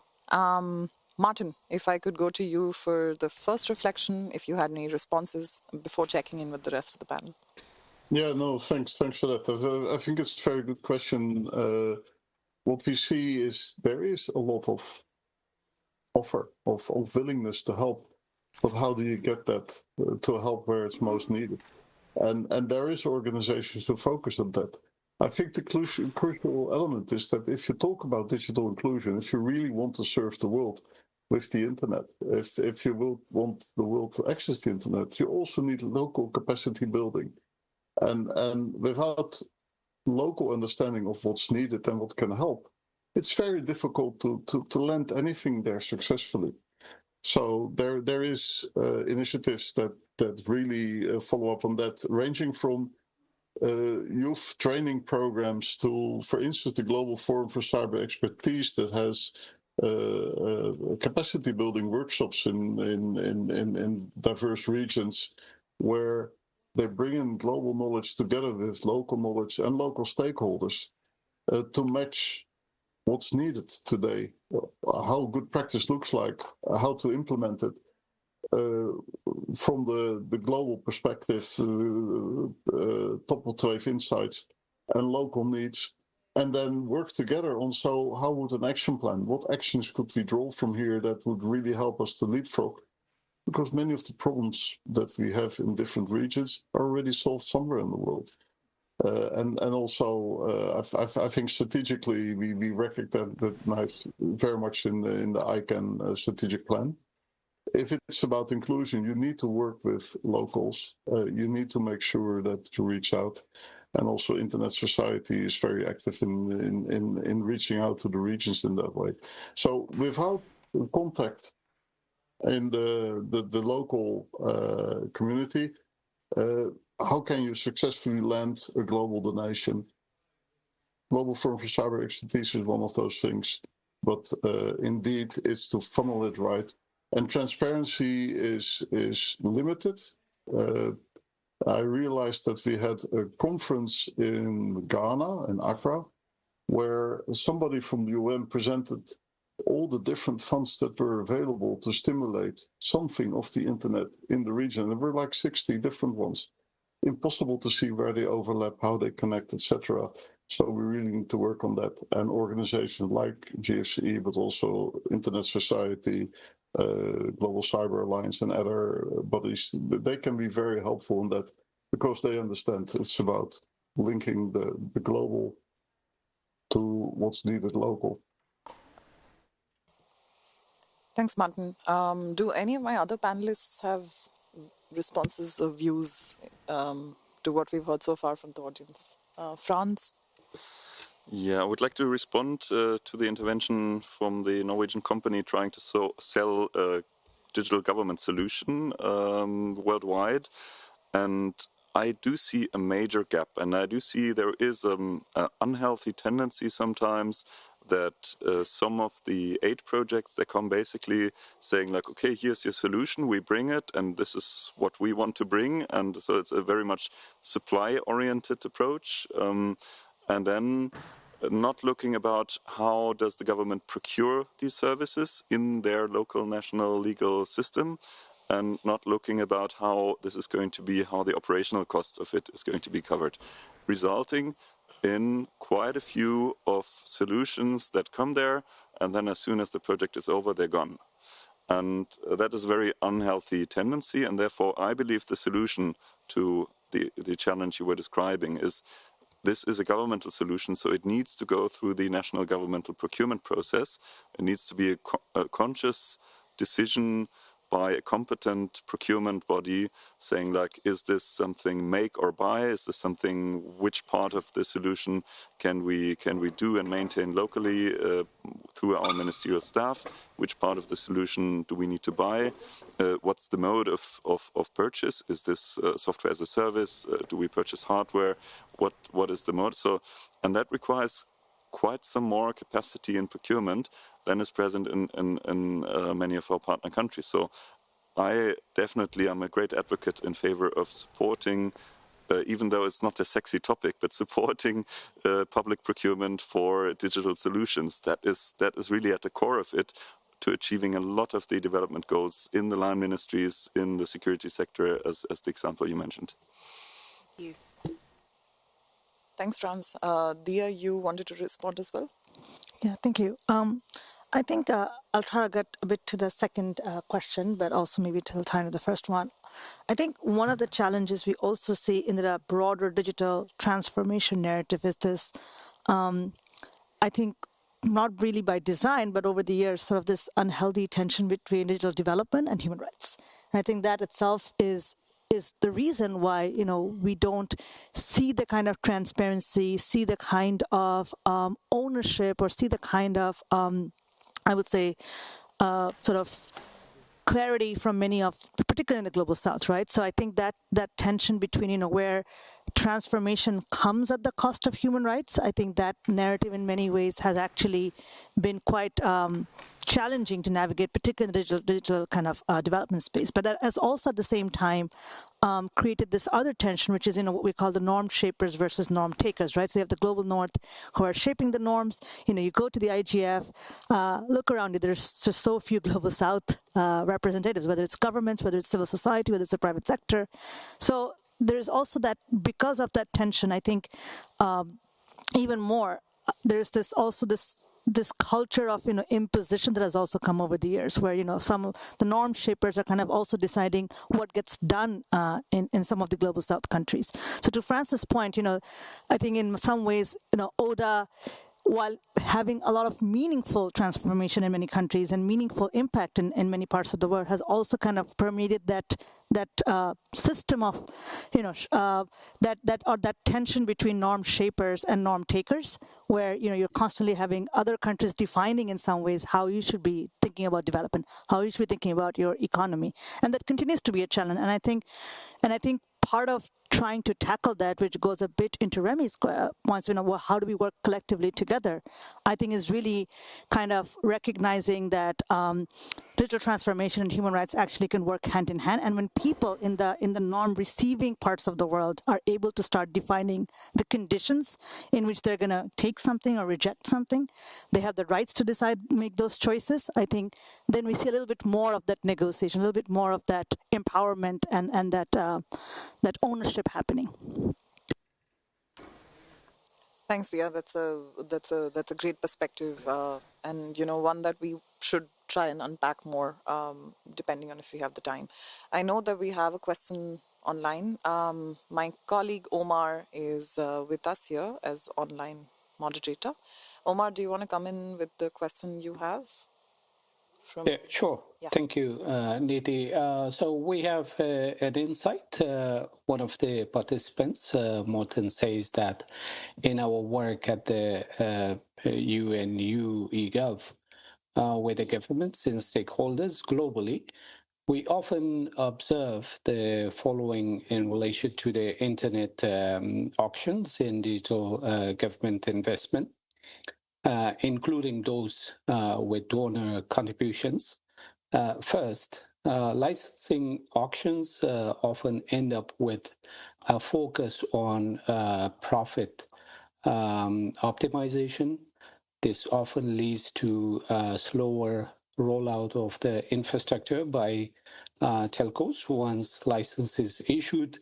Subpar infrastructure is remote in remote or less profitable areas or increase relative cost to end user, while government naturally want to profit maximize it often become counterproductive to digital inclusion, affordable access.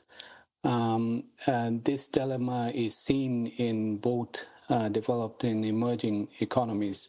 Second point he mentions is that many government ICT investments are not focusing on post-project benefit realization, cost benefit, productivity gains are generally not monitored or measured.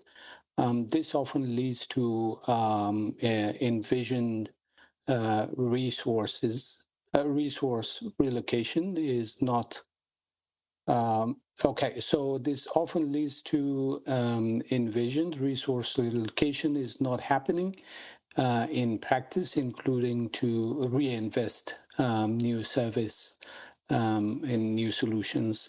So this was Martin. I have a question from Robert. Hold on. Let me. He has got two questions. The first one is, I would like to know what the panelists have to say about very low digital knowledge in Global South. Investing in digital infrastructure is fine, but need to go hand in hand with global scaling. The second question he asks is that, okay, thank you, moderator, for pointing out the access in quality of access. Internet down here in Africa is still very slow, inexpensive. I would like to know what the panelists have to say. Thank you. Thank you, Back to you, Nidhi. Thank you, Omar, and thank you to the audience who's joining us online and for your wonderful thoughts and useful question. I think for both of the questions that we've heard, let me first maybe turn to Raj. We've at the APNIC Foundation had quite significant experience with skilling across various different groups. I know that the APNIC Foundation also has quite a bit of work that we're doing on meaningful access, quality of access, bringing about affordability of connectivity. Would you want to step in here? So yes, just a couple of things though. One, there was a question about submarine cables. Or there was a reference to submarine cables, right, in one of the comments. I have a comment on that. There's a lot of submarine cables being deployed all across the world. The problem is, it's the cables that are being deployed. There's no supporting ecosystem that's being set up at the same time. And in particular, I'm talking about regions such as the Pacific Islands, but as well as other parts of the world. Now, some of the reasons these submarine cables are suddenly being deployed is geopolitical in nature. I think we all recognize that. Some are, of course, very private sector driven. Irrespective of why it's happening, the fact is cables are being landed in economies. And when you ask the locals, what are you doing? Has it improved capacity? Yes, they've got a big fat internet pipe coming in. But there's no supporting ecosystem that can actually leverage the potential that cable has. There is no supporting ecosystem around creating new industries that could leverage that. Yeah, you could try and retrofit old industries into using whatever capacity is there, but how about the new economy that we want to build using digital connectivity, right? So that's one issue and I've raised this multiple times, including with some of the governments who are actually funding these cables for various developing economies. There's no clear answer yet, so I'll also say that, on why that focus is not there yet.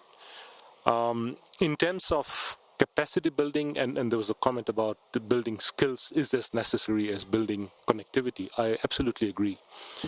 At the APNIC Foundation, we've done something interesting this year. We've got a new strategic plan that we've developed, and what we've done is actually we're going to start speaking about capacity building in a very different way. It's no longer for us, and I would suggest for the rest of the world, it's not about building capacity anymore. It's about building capabilities. Because when you have capabilities, then you can do things, right? So, we've been using capacity building for probably 3 decades, if not more, in this sector. I think enough of that. Now we need to build capabilities. And when I talked about the submarine cable example, right, the capability does not exist. The connectivity capability exists, but not leveraging a capability out of that cable or what it could do to that economy. There was, and sorry if I just give me one more minute, the comment we had from my right, the person talked about M&E and transparency and so on. A quick comment on that. That's something I think we've also been looking very hard at the foundation in particular. So part of our remit is also grant making. So we've got, in fact, the Asia Pacific's longest running innovation fund. It's been running for 16 years now, and it's supported some great technologies and developments over the years. But one thing, since I took over the CEO role, what I've been looking at, I am no longer interested in the outputs that those projects create. I want to see outcomes. And that goes to something Remy said at the beginning when he was talking about the structural or the ecosystem that needs to be built. So that's structural in nature, right? And I think a lot of times we get so carried away with trying to do little things at the very granular level. We don't recognize that if we don't build a supporting ecosystem, if we don't make the structural changes, all that is just the one shot. I think Franz maybe said something about something dropping in and then you go and that's it, right? So I think that the need for that structural changes is very, very important, and more so to focus on outcomes. And that goes to things like M&E, which the person also mentioned, right? If I look at a lot of the metrics that are being used, the metrics are very output related. They're not outcome related. And that's something else that we're trying to focus on. So Martin, maybe there's some advice there for you and your grant making. Happy to have a chat with you and your team on how we can make that better. So thanks, Nidhi. Back to you. Thanks, Raj. And thank you to everyone who intervened. Maybe we can come back for a final round of reflections once we've just covered a few more things with the panel. I think we've heard a lot of thoughts about, how to make sure that impact and transformation is more outcome oriented, how it should really help human beings, societies at large, better their social and economic outcomes, their lives, really. How there are still, significant structural challenges that we're experiencing, and finally, because this panel is about the global majority, it is about the developing regions. How do we then, therefore, determine our own development goals and our own development outcomes and transformation pathways?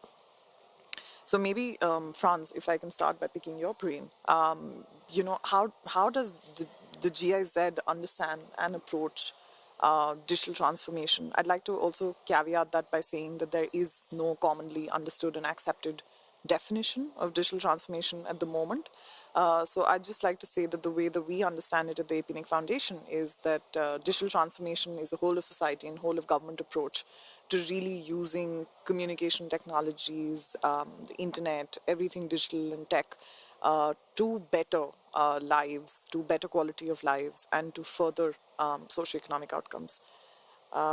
Franz, over to you. Yeah, and absolutely. Niti, Martin also has his hand raised, so later on maybe you could give him a chance. Thank you, Omar. Sorry, Martin, I'll come to you. Yeah, so absolutely, it's digital transformation goes across all the sectors, and we don't talk anymore about this is a health project. I mean, we say it's a health project, but it has become a health in a digital age project, or education in a digital age project, and so on and so on. So that is for all the sectors. But then, of course, you have the underlying digital transformation enablers, which are across the sectors. So internet access, the most prominent one, and may I pick up the question from the online participant on why is internet so little available and so unaffordable in many parts of Africa. It's the regulatory environment for that. It's the investment environment for it.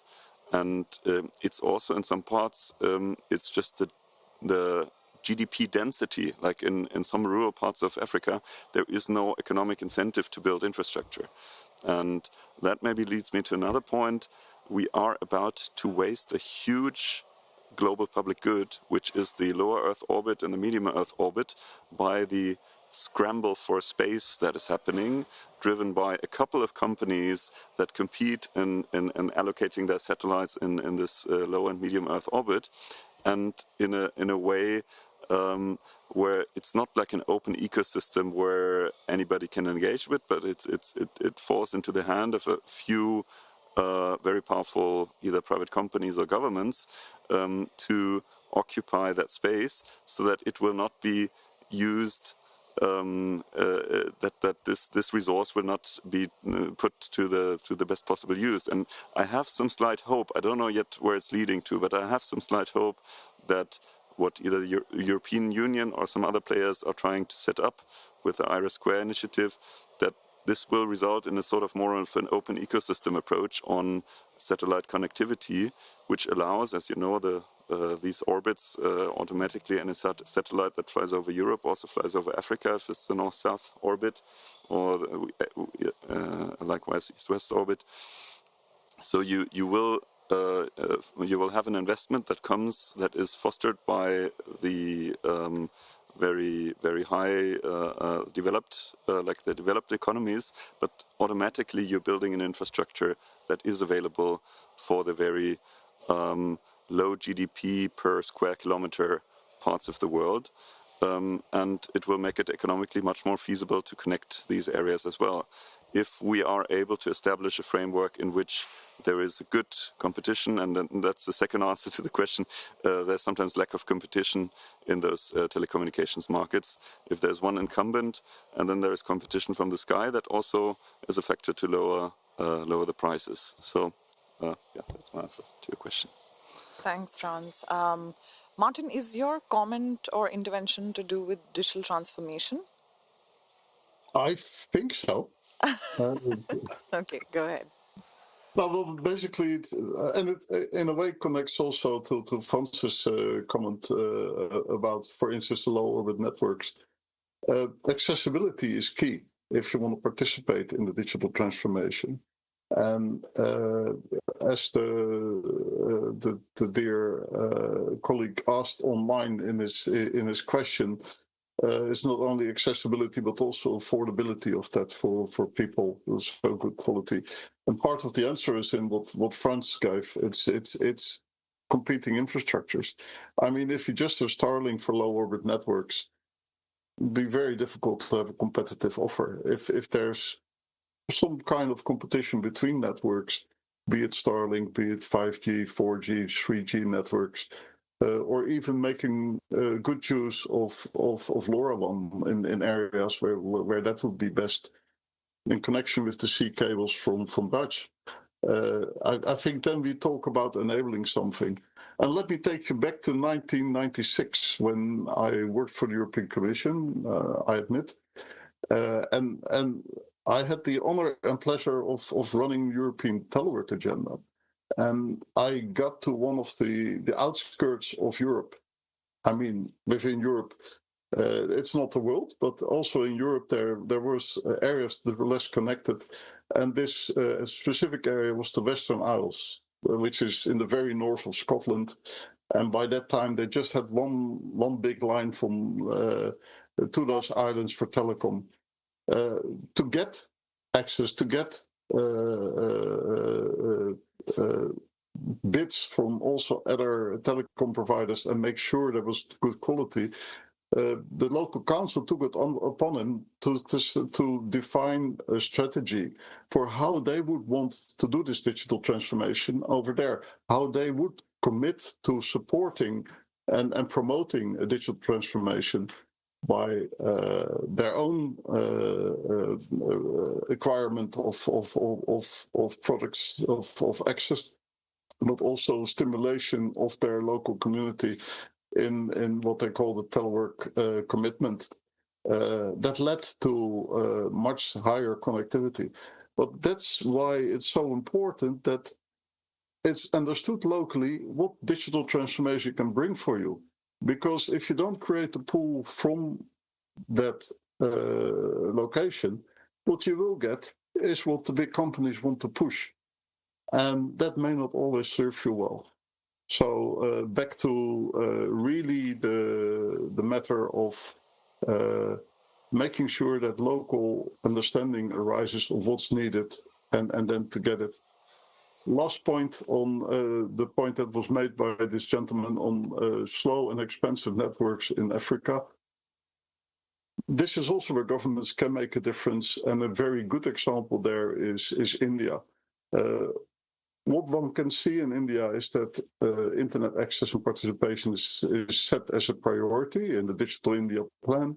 And one of the key conditions what helps a lot is ensure that access to the internet for people is affordable. And government can play a role there, either by ensuring competition of infrastructures, or if there is too little competition, by imposing lower reasonable rates. I hope, is it digital development enough? Thank you, Martin. I think on that note, I want to come to Remy. Remy, we've heard some interesting perspectives, from the panel itself, from, our participants online, as well as the audience we have here today, where we've talked about digital transformation, the key role, the very unique role that indeed only governments can play in trying to determine what national strategies can look like, what those development outcomes look like. How do we know that we've gotten to a place where we can claim that we've benefited, many, many of our citizens and our people?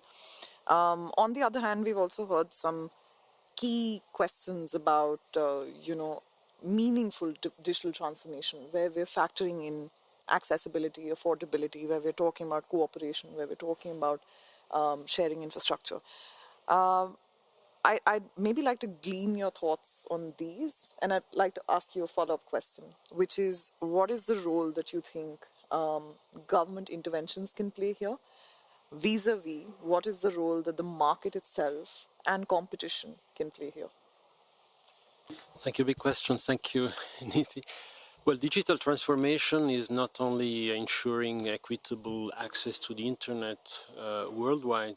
This comes with a responsibility, because digital transformation is everything that comes with access. Even if we all have the same connectivity, the same speed, do we have the capacity to deal with the other side of the coin and be responsible in using the internet? And their governments have the role of course, of protecting human rights, setting standards, the necessary safeguards, and that's why governments are coming together. For example, I was mentioning the Freedom Online Coalition and their principles. The workforce working in the tech industry must be a right-respecting workforce, but the rights of the workforce need to be respected as well. So it's a fourth industrial revolution, but it's a transition, as we speak of just transition when we talk about a fair, I would say, energy transition, climate action that needs to respect human rights. The same thing happens with the digital transformation, and the fact that it comes with a responsibility. States still have the obligation to protect human rights. Companies need to respect human rights. Citizens, individuals need to have access to effective remedy when the rights are not respected. And everything we're discussing here at the IGF and in other spaces about respecting human rights in the digital space, everything becomes relevant when we have equitable access. Do we have the capacity? And there, we heard about capacity building, and that's also an element. Development cooperation must come together with capacity building on cyber resilience, for example. How cyber development comes with cyber capability and capacity building as well. So that's why I was saying we need to join forces across different disciplines. Use existing frameworks, but sometimes their governments have an important role to play. Well, needless to say that.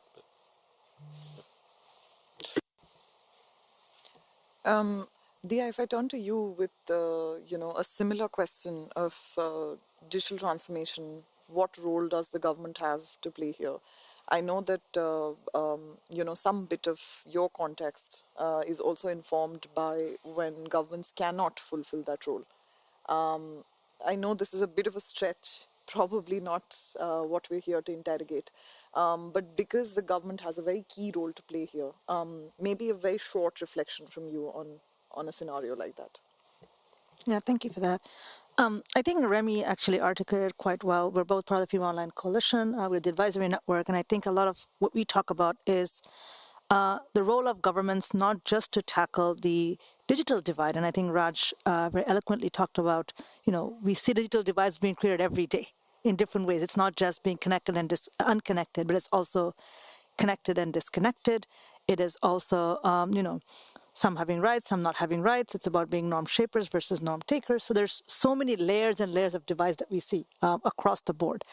So I think in the coalition we talk quite a bit about what role can governments play to ensure that transformation is meaningful, and when we say meaningful, that it actually takes into consideration some of the unique social and political context of where they're existing, that it isn't coming at the cost of, an imposition and at the cost of people's rights. So I think the perspective that I will perhaps take here is, we've heard from governments, we've heard from APNIC, perhaps of the actual communities that we serve, for whom we're doing all of this. And I think from the community's perspective, it's, oftentimes, I guess, people start, I guess, seeing that distance from digital, or seeing that, seeing themselves removed from transformation when they're unable to exercise their voices and they don't feel empowered by it. And I think that empowerment is quite critical to a meaningful transformation agenda, where it's not just about rights, but it's also about redress. It's about being able to shape it the way that makes sense for them. It is able to tackle some very real problems for them.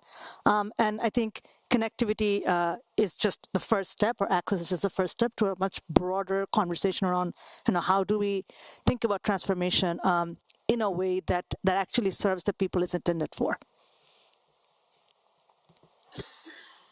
Thank you, Dia. I think we do have some time to go into one final round of reflections or thoughts or comments from our audience. Would anyone like to participate? The mic's all yours.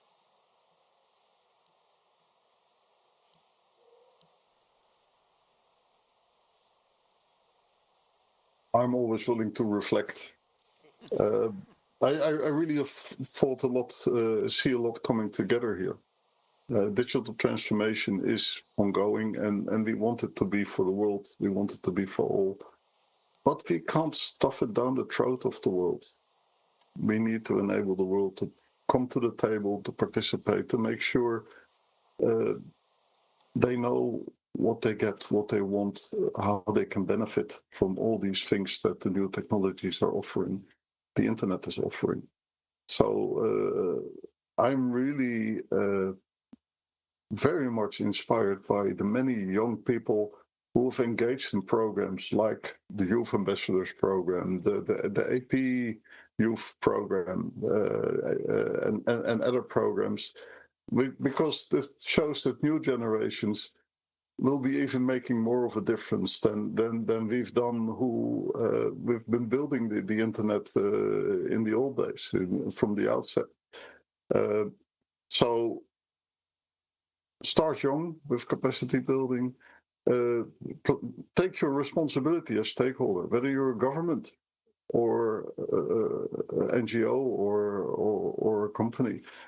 Take your responsibility and empower people. Make sure that they know what to ask for, and help them to get it. Help to create the circumstances. I think there's no way back for digital transformation, but we could do it in a way to make sure it's fair, it's inclusive, and it serves the world as a whole. Thanks, Martin. I think you've brought us to almost the close of the session on a very inspiring note. I think I'm just going to turn back to my panel for any final thoughts on everything we've heard today, everything we've discussed today. What would you leave the audience with finally, if I may start with Raj? Thanks, Niti, and thanks to the panelists for joining us today. I think it's been we've covered a lot of ground. I'm not sure how well we answered the actual question that we had for today's panel, but so what I will say very quickly is that, we're back to that same situation where funding is shrinking, issues keep on popping up, digital divides keep on widening.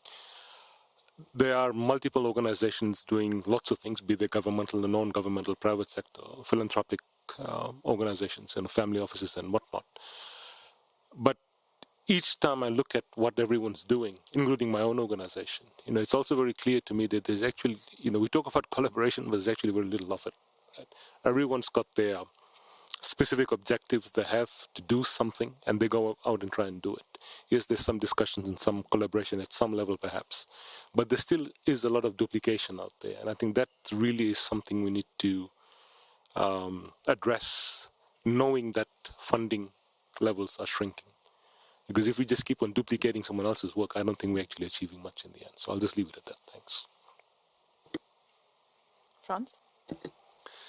All right, let me try to leave us with a positive note. In times of shrinking funding, it's a time for reckoning as well, and it's a time for maybe reinventing the way how the international development community used to operate, and maybe it's a time to really build on the sovereignty of governments, the sovereignty to determine their own digital future, to get away from the traditional donor and receiver model, and to build on what really matters for the individual economies to emerge: good regulatory systems, good public procurement, good rule of law, a fair taxation system that does not rely entirely on taxing telecommunications, making internet very expensive, and that as a basis to encourage also investments also from private sector to become sovereign in many ways and less depending on international development. So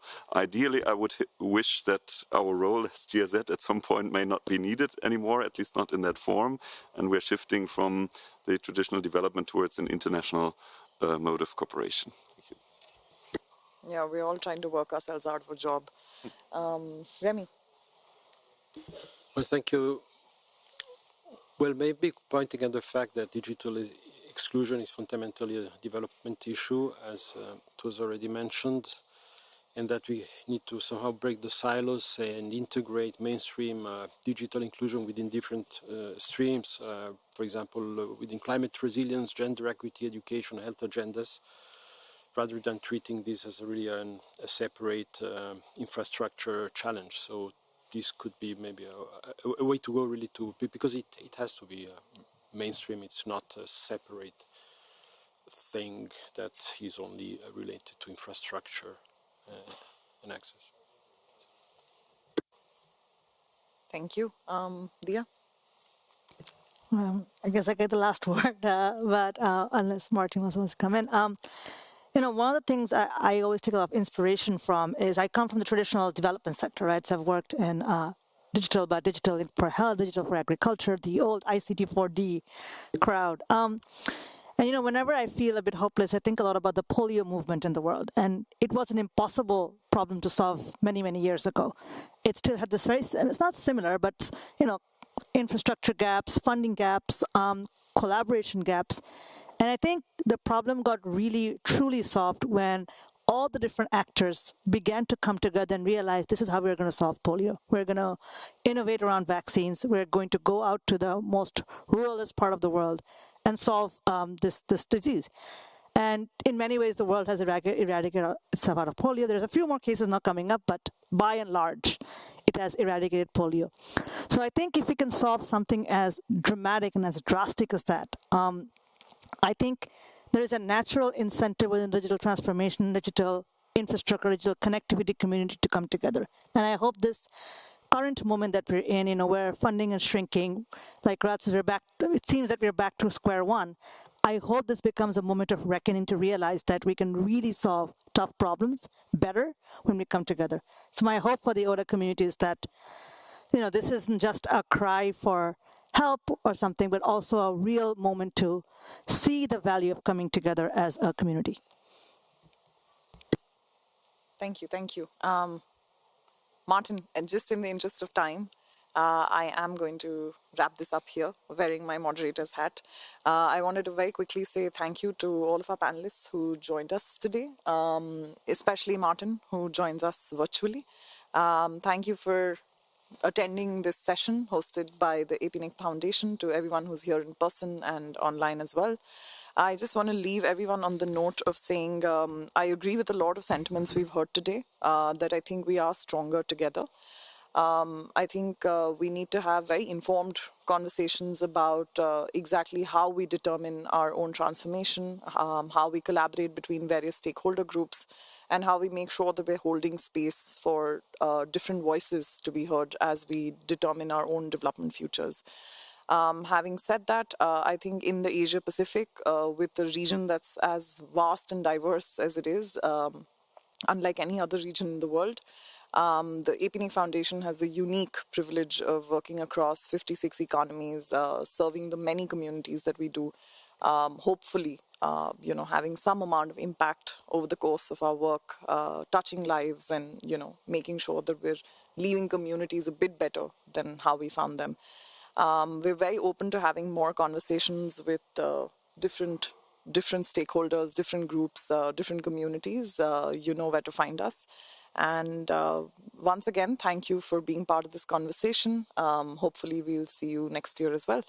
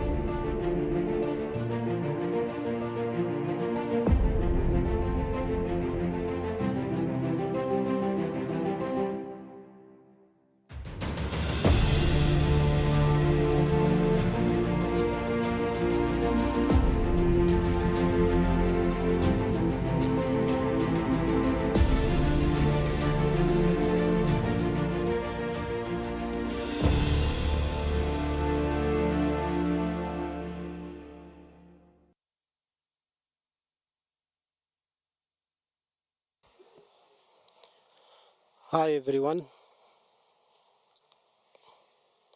Hello. Can you hear? Hi everyone and welcome to the session where we talk about one of the latest initiatives that have been recently launched by the Digital Government Authority in Saudi Arabia, which is the digital inclusiveness in the Kingdom of Saudi Arabia to enable people with disability and elderly. Today we'll talk about the overall of the digital transformation and innovation in Kingdom of Saudi Arabia.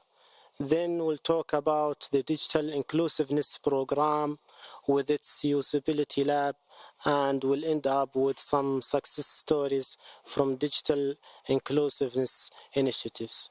If you have any question, you may ask at the end of this session.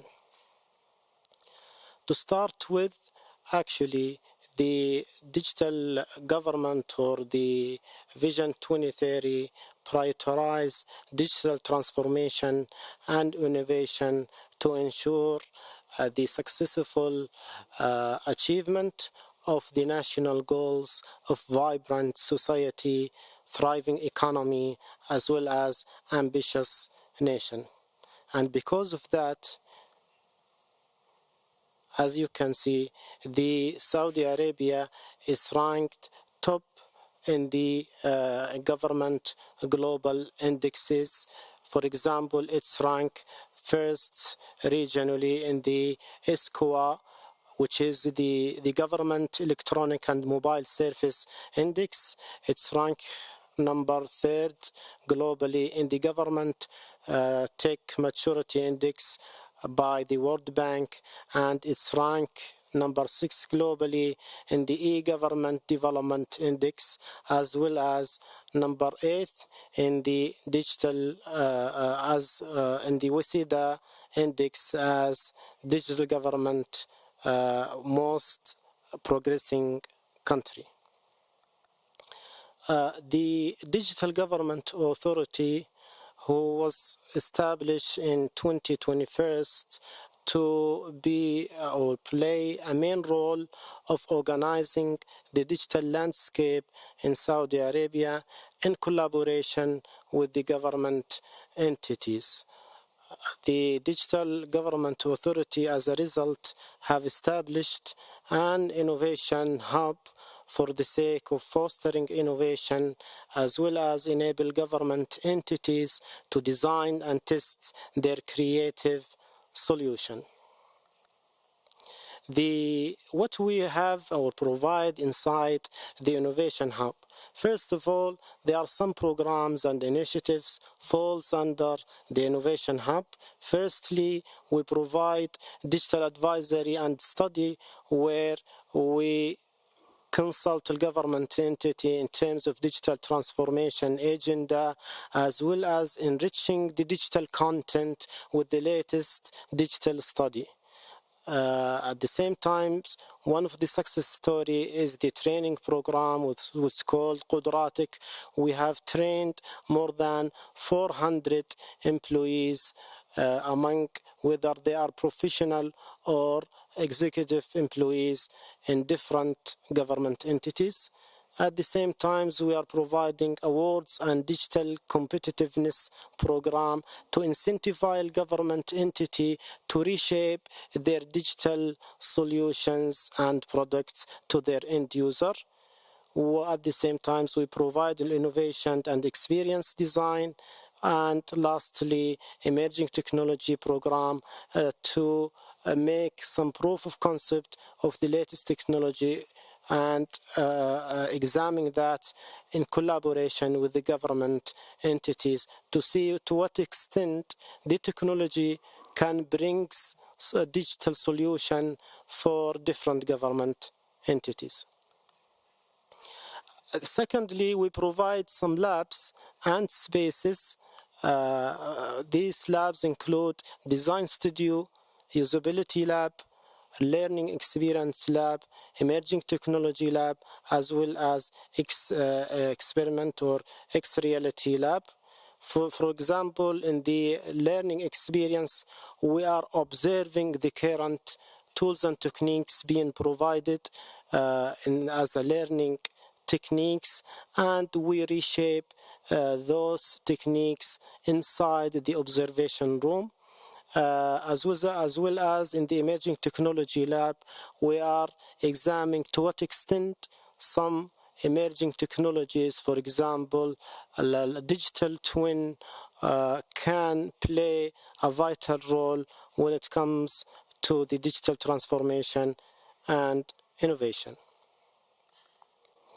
Now let's talk about our initiative that have been recently launched by Digital Government Authority, which is Digital Inclusivity Program.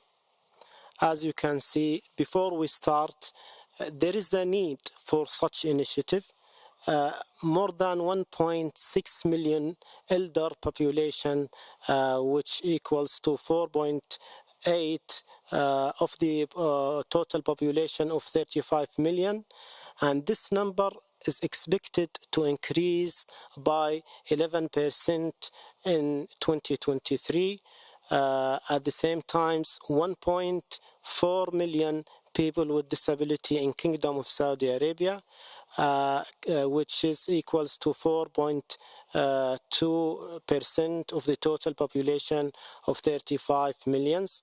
Some examples of those disability include cognitive impairments, mobility impairments, visual impairments, and other physical difficulties and hearing impairments. So because of that, the Digital Government Authority have launched the Digital Inclusivity Program to advance the government excellence in the digital inclusivity and accessibility of government services. It provides essential tools and enablers to support digital integration and foster innovation in the delivery of government services. And there are a couple of things I would like to highlight here. Firstly, what we mean by inclusiveness is to ensure independency and easy of use of digital services for everyone, while inclusiveness aims not to digitize the services, but rather to ensure they are designed to include everyone. The objective of Digital Inclusivity Program includes increasing the independence rate of users in accessing government services by designing services that are accessible and easy to use for all groups, including elderly and persons with disability. And secondly, aligning with the accessibility standard means making sure that the digital services and platform follow recognized guidelines like WCAG to ensure they are usable for everyone, including people with disability. Thirdly, humanizing the service experience for the sake of providing accessible services for individuals who face challenges in dealing with digital devices, including elderly and patients. The type of target audience we are seeking for the time being are two types of audience: government entities, because they provide a product and services, and individual, and especially people with disability and elderly who are in a need for support of those digital services and product. What I'm trying to say here, although the program covers many sectors and audience, our attentions for the time being are focused mainly and precisely for those given audience. As you can see, the Digital Inclusivity Program comes with a lot of services. First of all, we provide digital and physical solution, which is design and develop digital and physical products and services, whether targeting person with disability or the elderly. And this service is linked directly to the SDGs goal number 4.C and goal number 11.7. The consultation and evaluation services, where we evaluate government services and products and provide support regarding the effectiveness in targeting persons with disability and elderly. And this service is linked directly with the SDGs goal number 11.7. For the community participation, what do we mean by that? Ensuring the participation of persons with disability and elderly during the design of policies and products and take their opinion into consideration. And this links directly to goal number 9.6, goal number 10.2, and goal number 16.7. We at the same time provide a service of motivation and rewards, where we encourage government entities to provide initiatives and accessible services for persons with disability and elderly. And this link directly to goal number 10.2.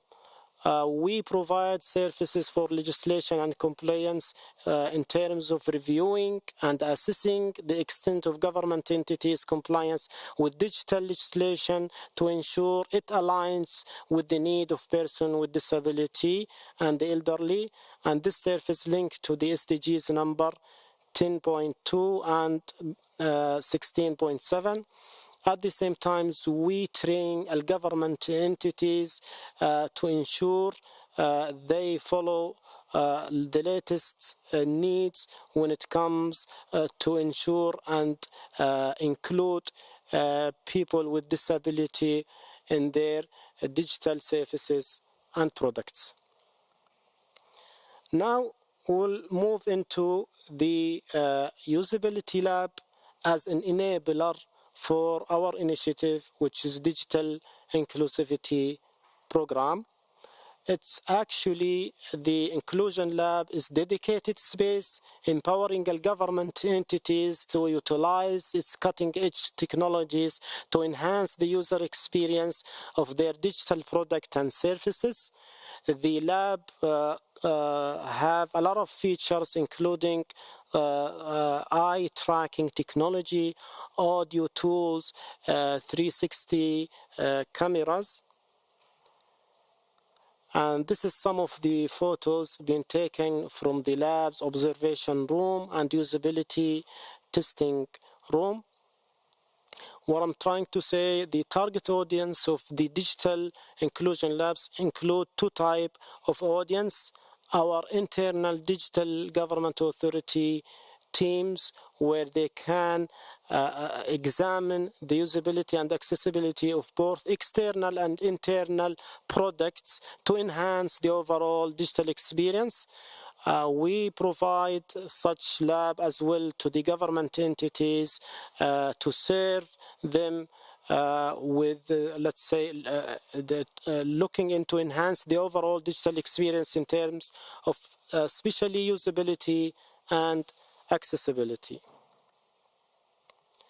The services that the Digital Inclusion Lab provides, including enhancing digital services delivery for the sake of better digital services and ensuring compliance and accessibility, which comes into account the WCAG compliance.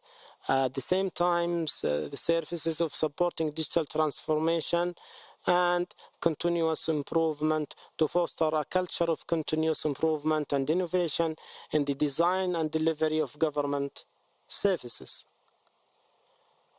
Let's move into some success stories from digital inclusivity initiatives in the Saudi Arabia. First of all, Ministry of Justice with their service, mobile notary services. A free service is provided by Ministry of Justice through Najis application, targeting individual unable to visit notary offices, such as elder citizens, patients, people with disability. As a result of this service, more than 50,000 beneficiaries of this service. The second service is the Ministry of Interior with their service of Taqdeer service, which means respecting service, which falls under humanizing the service. It's an electronic social service dedicated to individuals who are unable to visit civil offices, such as elders, citizens, patients, people with disability. Through this service, civil services are provided at their location. As a result of such service, more than 75,000 users who have utilized such service. The third success story is the Saudi Red Crescent Authority with their service for visual communication service. It's providing system for visual communication centers for individuals with hearing impairments like deaf and mute, offering sign language service using video call technology by certified specialists with high experiment and profession. This service aims to deliver emerging assistance to the deaf and mute community while ensuring the highest level of security and privacy. As a result of such service, more than 35,000 people have utilized such service.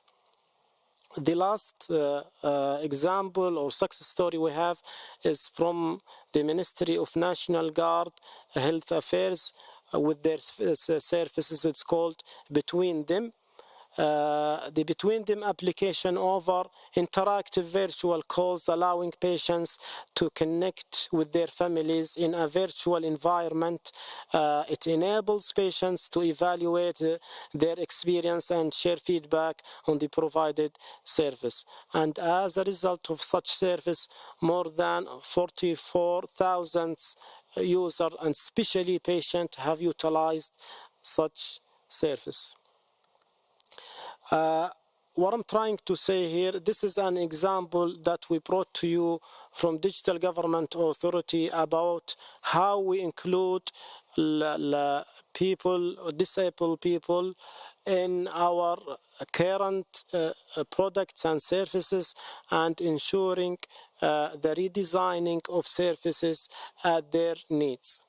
Thank you for your listening, and please, if you have any question, go ahead.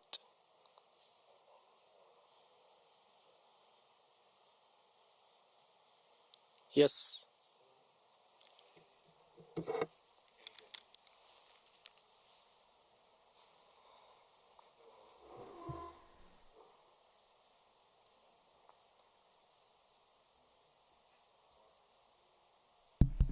Can you hear me now? Yes. Yes, this is Adil Hussain from Norwegian Digitalization Agency and the Norwegian Authority for Universal Design of ICT.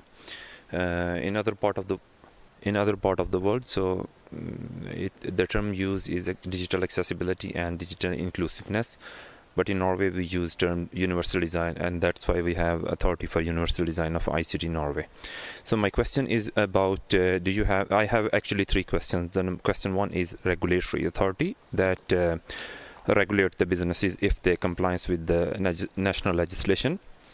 And my second question is about, you mentioned you are following WCAG standards, and WCAG have like 78 requirements. 78 success criteria. So how many of these requirements businesses are obliged to follow? My third question is, like you mentioned, the legislation only applied to public sector bodies. So if in Saudi Arabia, I see it's a sixth rank in UN e-government index. So my third question is, why not private sectors are included? And maybe I have one more question.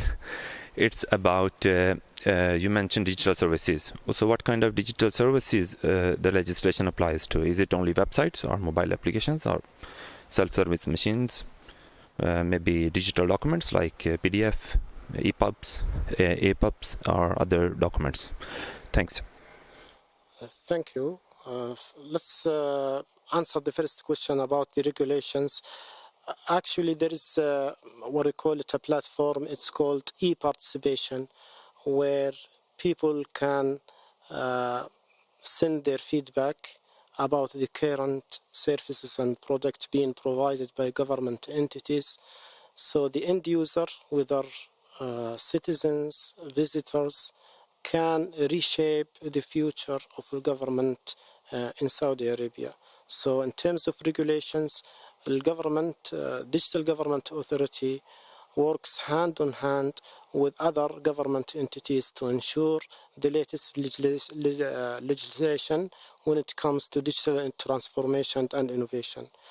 The second question, I believe, or it was about the ranking of Saudi Arabia as the sixth in the UN. It's a success stories that we brought here to ensure collaboration.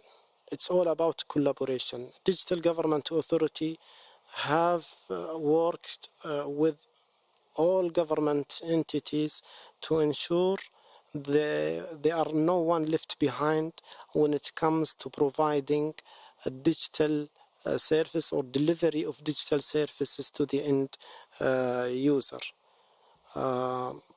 I think the third question was about the naming of whether it's called accessibility or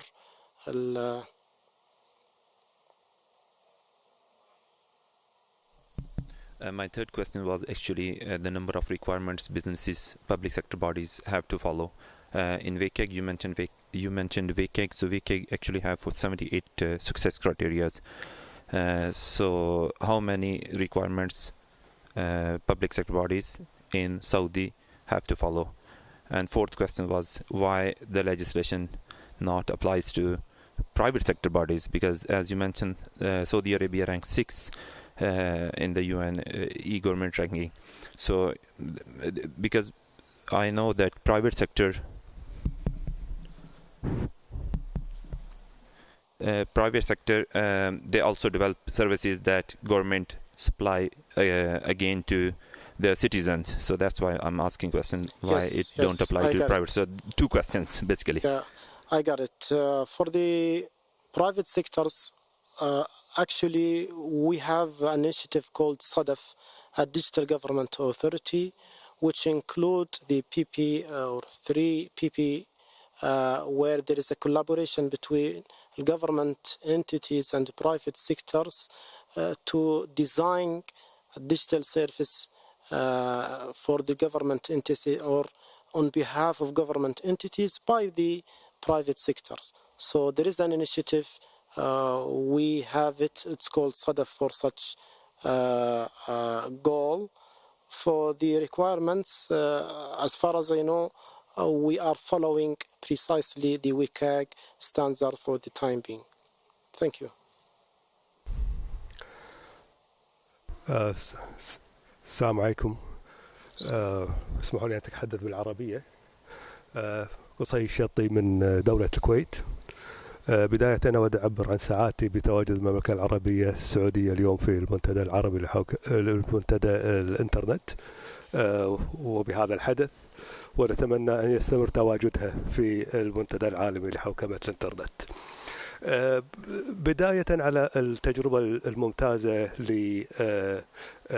لديجيتال انكلوسيفنس لاب، والسؤال هو من باب معرفة الاستفاء يعني باعتباره من أفضل الممارسات. كيف تبدأ المبادرة من الجهة الحكومية أو من المستفيد للدخول في تجربة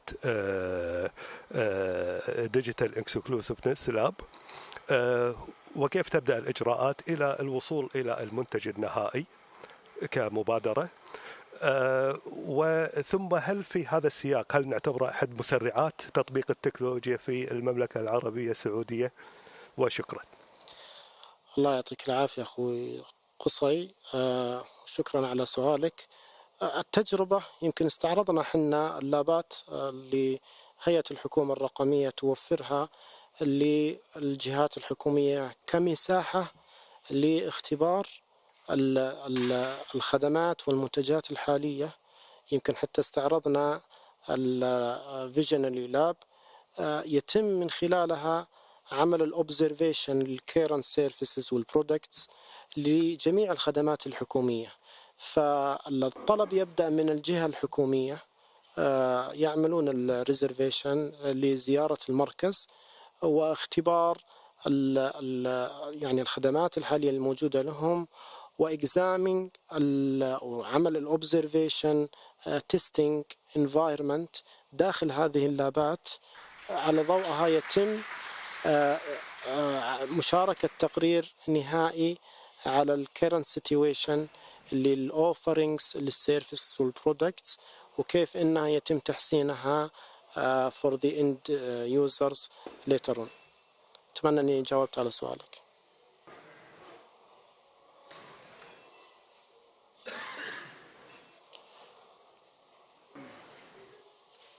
أعتقد ما عندنا. I think we don't have another question. Thank you again for attending such session. Thank you so much.